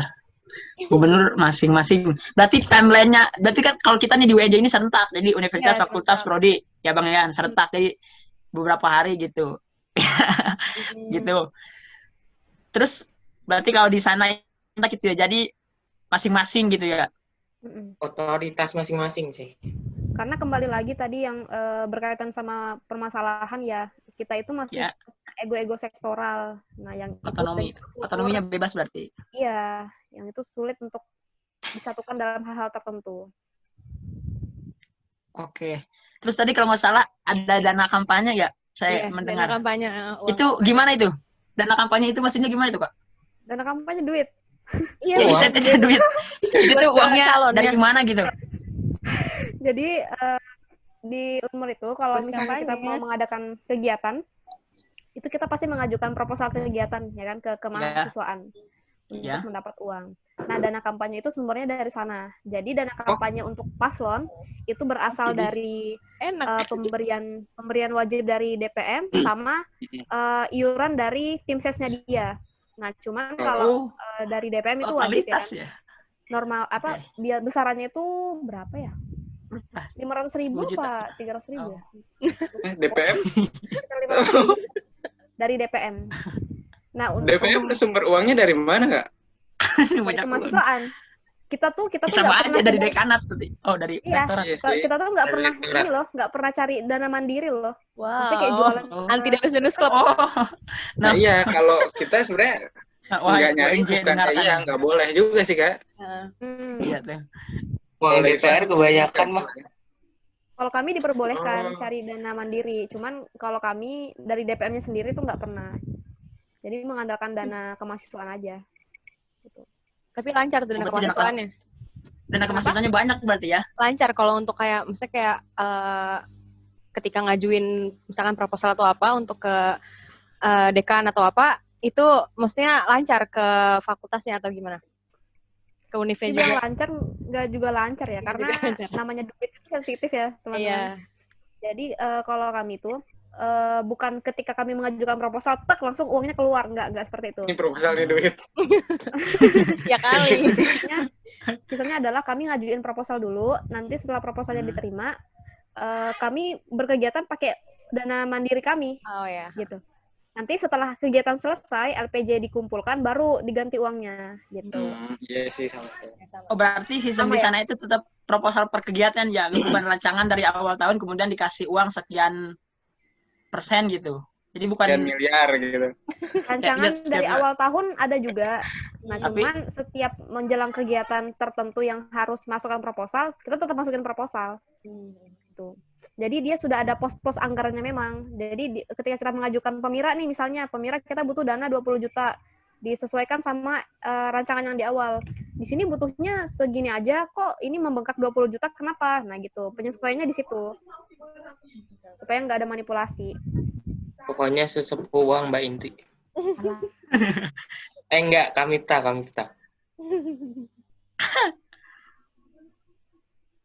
Apa lagi ya? Ya, gimana teman-teman yang lain ada pertanyaan lagi? Ya, silakan yang Atau lain. mungkin Gilang lagi? Mau nanya lagi? Saya nanya lagi. Oke, Yaudah. saya nanya lagi. Oke, saya nanya lagi. Nih, mengenai saya lucunya ini di struktur gitu, karena saya aja di BEM di BEM lagi di BPM FT sama MTM aja beda, sama BPM yang lain beda. Terus ini ketemu lagi nih Unmul nih. Ini beda lagi nih struktur dari DPMKM ini. Ada pimpinan. Mana sih? Ntar saya lihat strukturnya dulu. Pimpinan, terus badan, sama itu kayaknya ada lagi ya, komisi. Ya. Nah, struktur udah dari awal atau baru periode ini gitu? Yang struktur itu? Kenapa? Maaf tadi diajak bicara sama teman kos. sorry. Nah, jadi kan ada unsur pimpinan. Silakan jawab. Silakan kakak. Jadi untuk struktural DPM, entah sejarah mungkin Mbak Indri lebih paham ntar. Tapi untuk sekarang Komisi 1, Komisi 2, Badan Legislasi itu adalah turunan. Dan balik lagi otoritas masing-masing. Jadi tiap fakultas nggak sama nih sama KM. Kalau DPMKM cuma 2 komisi, ada beberapa fakultas yang sampai 4 komisi, 5 komisi di DPM-nya. Mungkin Mbak Indri lebih paham tuh terkait kenapa ada Komisi 1, Komisi 2 gitu. Iya sih, jadi sebenarnya yang lebih ditanyain itu kalau misalnya di komisi, kalau misalnya itu bedanya nih ya, kalau di UNJ iya, di UNJ itu tugas dari komisi biasanya mereka fokus ke pengawasan. Jadi sebenarnya kan pada dasarnya tugas legislatif itu empat-empatnya harusnya mereka semua setiap anggota itu menjalankan kan. Cuman ada beberapa anggota yang terfokus di salah satu tujuan. Contoh kayak misalnya dia anggota komisi pengawasan, atau dia anggota legislatif, anggota badan legislasi, berarti dia fokusnya ke legislasi gitu kan. Nah, sementara kalau di UNJ itu kan ada komisi yang tadi dia fokusnya ke pengawasan, sementara aspirasi ada lagi badan aspirasi, kaderisasi badan kaderisasi. Nah, tapi kalau di Unmul itu kalau kita lihat ada komisi 1, komisi 2. Tapi pas di dalam ada prokernya itu, bukan proker apa sih, kegiatannya, ada yang menyangkut aspirasi juga, ada yang menyangkut kaderisasi juga. Itu apa emang dicampur atau gimana? Ya, jadi kalau untuk komisi, ada 2 komisi aja ya. Jadi kalau saya jabarkan struktur dari awal ya, ada pimpinan itu unsurnya ada 3. Ketua, Waka 1, Waka 2. Kemudian ada badan kelengkapan, sekjen, sama bendahara. Komisi 1, itu tadi kayaknya lupa disampaikan ya, itu membidangi internal dan pengawasan dan internal organisasi. Jadi pengawasan ke BEM gitu. Kalau komisi 2, itu membidangi, ini agak panjang. Nanti Nopal kalau Kak Indri salah, bantu lurusin ya, Dek. Tentang relasi, komunikasi, informasi, dan aspirasi. Iya, Pal ya? Mas, sudah deh. Benar sekali, banyak kan. Nah, ya, jadi difokuskan ke komisi 2. Makanya kalau secara program kerja itu lebih banyak program kerjanya komisi 2. Nah, untuk jumlah komisi memang selama saya di DPM fakultas saya di FEB itu juga cuma ada 2 aja komisinya. Di KM pun seperti itu. Jadi saya kalau secara kenapa sih komisinya cuma 2 aja, saya kurang tahu juga ya. Mungkin karena pada saat itu Komisi 2 itu tidak terlalu banyak pekerjaannya. Biasanya kan Komisi 2 itu di fakultas saya dia membidangi media ya. Nah, media itu kan cuma buat desain, terus publikasi ke sosial media, buat propaganda. Jadi dirasa kayaknya kurang nih program kerja Komisi 2, maka dimasukkanlah aspirasi. Dimasukkanlah relasi gitu supaya ada kerjanya gitu lah. Jadi kalau sekarang disamakan dibandingkan dengan komisi 1 ya kurang lebih seimbang, cuman komisi 2 memang ranahnya dia lebih ke eksternal gitu. Terus badan legislasi itu dia otonom ya. Otonom dalam artian dia nggak tergabung di komisi, dia memang dihususkan untuk membidangi masalah legislasi pembentukan produk hukum. Gitu. Kami juga nggak punya komisi khusus yang membidangi anggaran. Mungkin di MTM UNJ ada atau enggak? Ya, ada. Dia komisi keuangan. Nah, kalau kami nggak ada, karena di Unmul itu sendiri untuk masalah keuangan ya, itu sepenuhnya diakomodir oleh kemahasiswaan, dalam hal ini rektorat gitu. Jadi mahasiswa itu tidak diberi kewenangan untuk mengawasi keuangan organisasi. Ya paling kami bermainnya hanya di seputar mengatur RKAT masing-masing kami. Di fakultas pun juga sebagian besar seperti itu. Gitu. Terus sebenarnya ada yang di bagian kaderisasi sempat agak miss juga sih, Kak. Di bagian kaderisasi kan itu awalnya yang kalau untuk legislatif kan tadi ada namanya tadi sekolah legislatif ya. Di sekolah legislatif itu pada awalnya itu adalah hasil aspirasi. Terus yang dijadikan proker tahunan gitu, bener nggak, Kak? Sekolah legislatif yang kami? Ya, sekolah legislatifnya. Iya, benar. Ya, jadi tahunan. Nah, mungkin kalau di UNJ tadi namanya PLM, F atau PLMU. Nah, sementara kalau di eksekutifnya sendiri ada kaderisasi kayak gitu juga nggak, Kak? Di eksekutif itu dia kalaupun mengadakan pencerdasan biasanya dia sifatnya internal. Nah, artinya Presma atau Presiden BMKM itu ada program kerja yang dia sifatnya memberikan pencerdasan mengenai eksekutif ke seluruh eksekutif di fakultas, itu nggak ada. Jadi memang biasanya itu difokuskan ke kaderisasi di masing-masing BEM. Nah, BEM itu kan dia punya departemen-departemen kaderisasi kan. Nah, departemen itulah nantinya yang bertugas untuk menggodok, mempersiapkan si eksekutif ini bagaimana dia menjadi seutuhnya seorang eksekutor gitu. Oh, dia harus jadi anggota BEM dulu, baru ya, diikut benar. Kaderisasi, bukan dia dikaderisasi dulu baru ikut BEM. Enggak.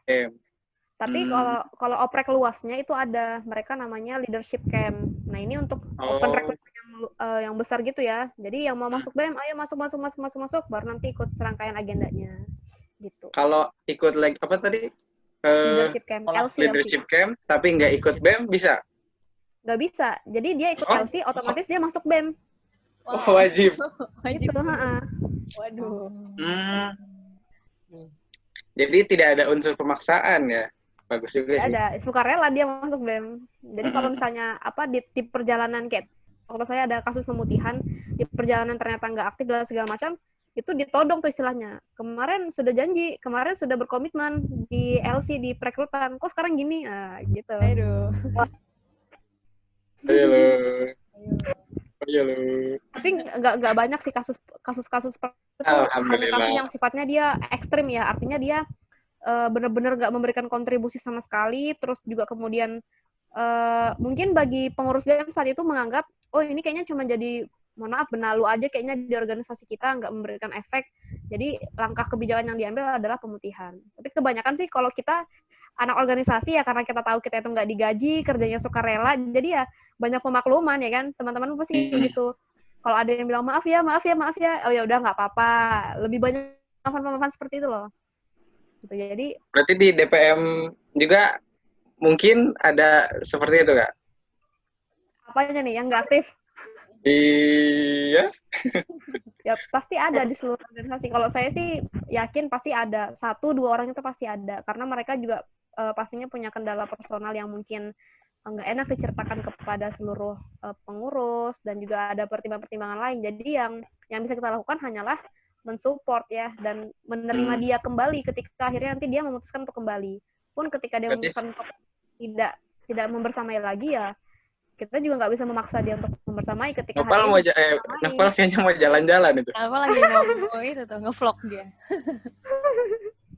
Nopal tuh dia jalan-jalan terus, kampanye dia tuh. Ya, Pal? Lagi jalan, Bang. Ya udah. Terus mungkin ada lagi dari teman-teman yang ingin didiskusikan? Atau ya, Atus. Riris ya tadi ya, Riris belum ada. Mau nanya dulu deh. Kan kalau di UNJ sendiri jumlah komisi yang ada di legislatif disesuaikan dengan jumlah departemen yang ada di eksekutifnya. Nah, kalau di Unmul kan cuma ada 2 komisi. Apa berarti di eksekutif? Satu aja. departemen. Untuk pengawasannya? Iya. Jadi memang kami dengan komposisi komisi yang sedikit ini memang perlu kerja ekstra dalam pengawasan ya, apalagi anggota di dalamnya juga tidak terlalu banyak. Jadi biasanya kami menyiasatinya bagi-bagi PJ, ya istilahnya bagi-bagi PJ. Jadi si A anggota DPM A itu bertugas untuk mengawasi departemen apa di BEM, kementerian apa di BEM kayak gitu. Dan biasanya itu akan lebih masif lagi ketika mendekati evaluasi ya. Jadi kita analisis bersama sesuai yang sudah di PJ-kan. Misalnya saya berkewajiban untuk mengawasi Kementerian Pemberdayaan Perempuan. Nah, maka saya akan fokus ke sana untuk mengawasi pemberdayaan perempuan. Tapi tidak menutup kemungkinan dan tidak mengecualikan kalau saya ingin mengevaluasi Kementerian Sosial Politik ataupun Kementerian Kebijakan Kampus gitu. Jadi memang kerjanya lebih ke personal-personalnya yang harus kita plotting untuk pengawasan, gitu. Bukan terkhusus ke satu komisi tertentu. Walaupun ada komisi satu tadi. Jumlah komisinya nggak disesuaikan sama departemen yang ada di eksekutif itu ya? Enggak, karena kalau kementerian di BEM itu teman-teman kalau tahu ada banyak banget dia. Sekarang aja itu BPH BEM itu ada 20 apa 16 ya saya lupa. Nah itu kalau di luar presiden sama wapres, bendahara sama sekap, berarti anggaplah mereka punya kementerian sama biro 16. Nah, masa kita mau bikin 16 komisi kan keteteran juga. Orangnya aja nggak banyak gitu kan. Gitu. Kalau di UNJ gitu ya sesuai jumlah Iya, sesuai jumlah departemennya. Iya, sesuai. Di teknik enggak? Ada berapa departemen di BEM? Tergantung sih kan Kalau beda-beda. BEM pun ada 6. Ada 5. BEM pun ya. Ya, dikit aja sih. Kami 16.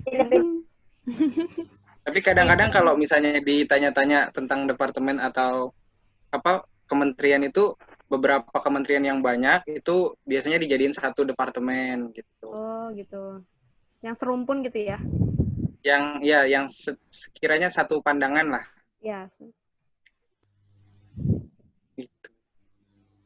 Lagi, ya, mungkin teman-teman Kak, anggota DPM KM Unmul ini berapa orang?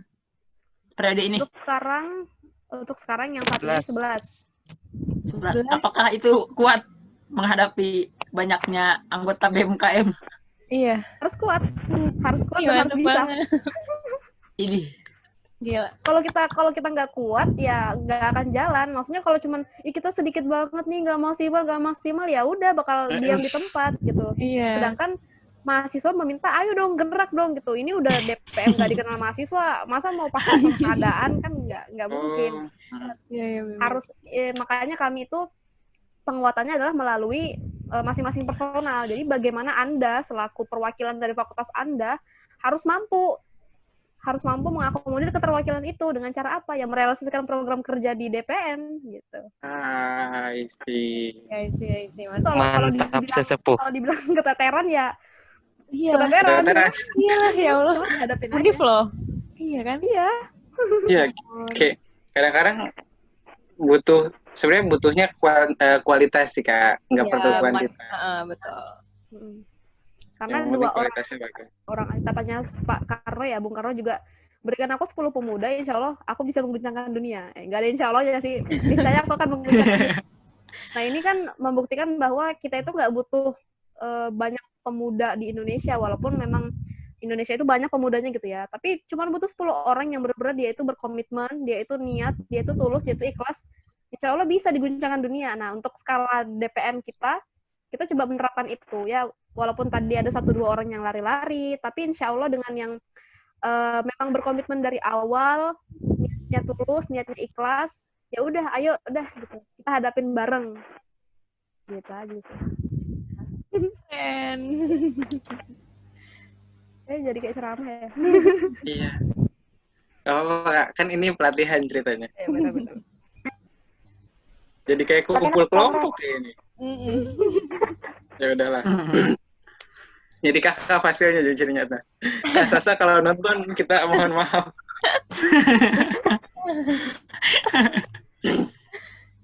Ya, jadi teman-teman kayak gitu. Nah, sekarang masih ada pertanyaan gini, mumpung masih ada, maksudnya nggak terlalu banyak juga sih. Di sana udah jam 5 sore berarti ya? Iya. Oh ya, ini Iya, takutnya juga teman-teman ini ya banyak dari DPMKM banyak yang keluar karena memang tadi Pak Fajar dia kerja sore ini. Oh gitu, alhamdulillah. Pak Guntur jaringannya nggak stabil, jadi keluar masuk kayak Pak Taruna tadi gitu nah. Gitu deh. Jadi kurang enak sama teman-teman. Dipanggilnya Pak sama Ibu ya, Kak?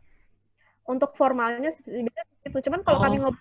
Makanya tadi ngiranya kok Bapak kayak Bapak. Iya, kirain udah jadi dosen gitu, jadi alumni gitu. Banyak Pak. Kayak tadi Pak. Kalau di UNJ emang nggak ada kultur seperti itu? Nggak ada gitu, Pak. Ya, bebas kita, Pak. Abang sih paling abang. Atau malah kalau udah dekat banget langsung nama. Iya. Ya, kalau kami ini bukannya senioritas juga sih, enggak, cuman apa ya, kulturnya itu menghormati yang tua. Jadi kalau misalnya manggil kakak tingkat walaupun udah deket banget gitu ya, kayak misalnya saya sama kakak teman kos saya, walaupun kami adik tingkat, kakak tingkat, tapi saya nggak pernah panggil dia nama, misalnya Ula gitu, nggak pernah, pasti Kak Ula atau Mbak Ula gitu. Walaupun udah sedekat apapun itu gitu. Oh iya, Bu Indri, siap Bu Indri. Gede banget ya sama kita ya. Kalau misalnya udah nggak ada lagi yang didiskusikan, kami ingin mengucapkan terima kasih sebanyak-banyaknya kepada DPMKM Unmul yang hari ini hadir, Pak maupun teman-teman yang belum berkesempatan hadir dan tidak menutup kemungkinan juga ini menjadi ya tadi ladang silaturahmi kita, memperluas ladang silaturahmi. Asik. Foto-foto dulu lah kita. Asik-asik. Oh iya, fotonya ntar ya Indri, Kak Miftah. Ayo foto. Ayo foto. Nah, follow-followan IG apa sama anak MTN? Oh iya, itu boleh Kak. Mana sih? Punten, ini akun IG-nya di HP terhapus. Jadi beberapa bulan belakangan nggak buka IG. Indri emang orang mana? Ya. Ibu Indri orang mana? Orang Sunda Ibu Indri? Ya Allah, orang tua, bapak saya Bugis, Sulawesi, ibu saya Jawa. Oh, Jawa. Saya ada darah Sunda. Jawa Barat. Jawa Timur, Lamongan. Oh, Lamongan. Soto ya, soto Lamongan. Soto ya, benar. Ayo foto dulu kali kita. Gitu. Ayo boleh foto. Ini Novel bisa itu gak? Bisa on cam dulu gak? Oh bisa. Oke, masker. Ntar suruh nyapu. Suruh nyapu kan? Ntar ditangkap, disuruh nyapu. Itu dia lagi ngendarain apa enggak kan ya? Mikirin. Enggak. Dikit. Mau ke pasar, foto Kak? di mana nih? Kita. Boleh. Ayo. Aduh. Kakek hitung ya, Kak? Iya. Oh iya, siap. Satu. Emang yang foto siapa? Aku. Iya, oke. Saya 1, 2, 3. Pesan dulu.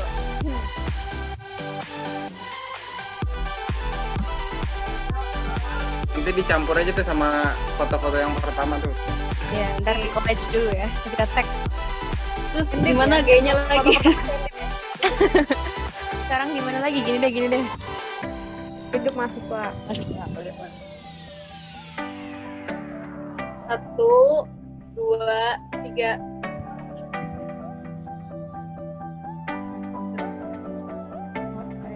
Oke.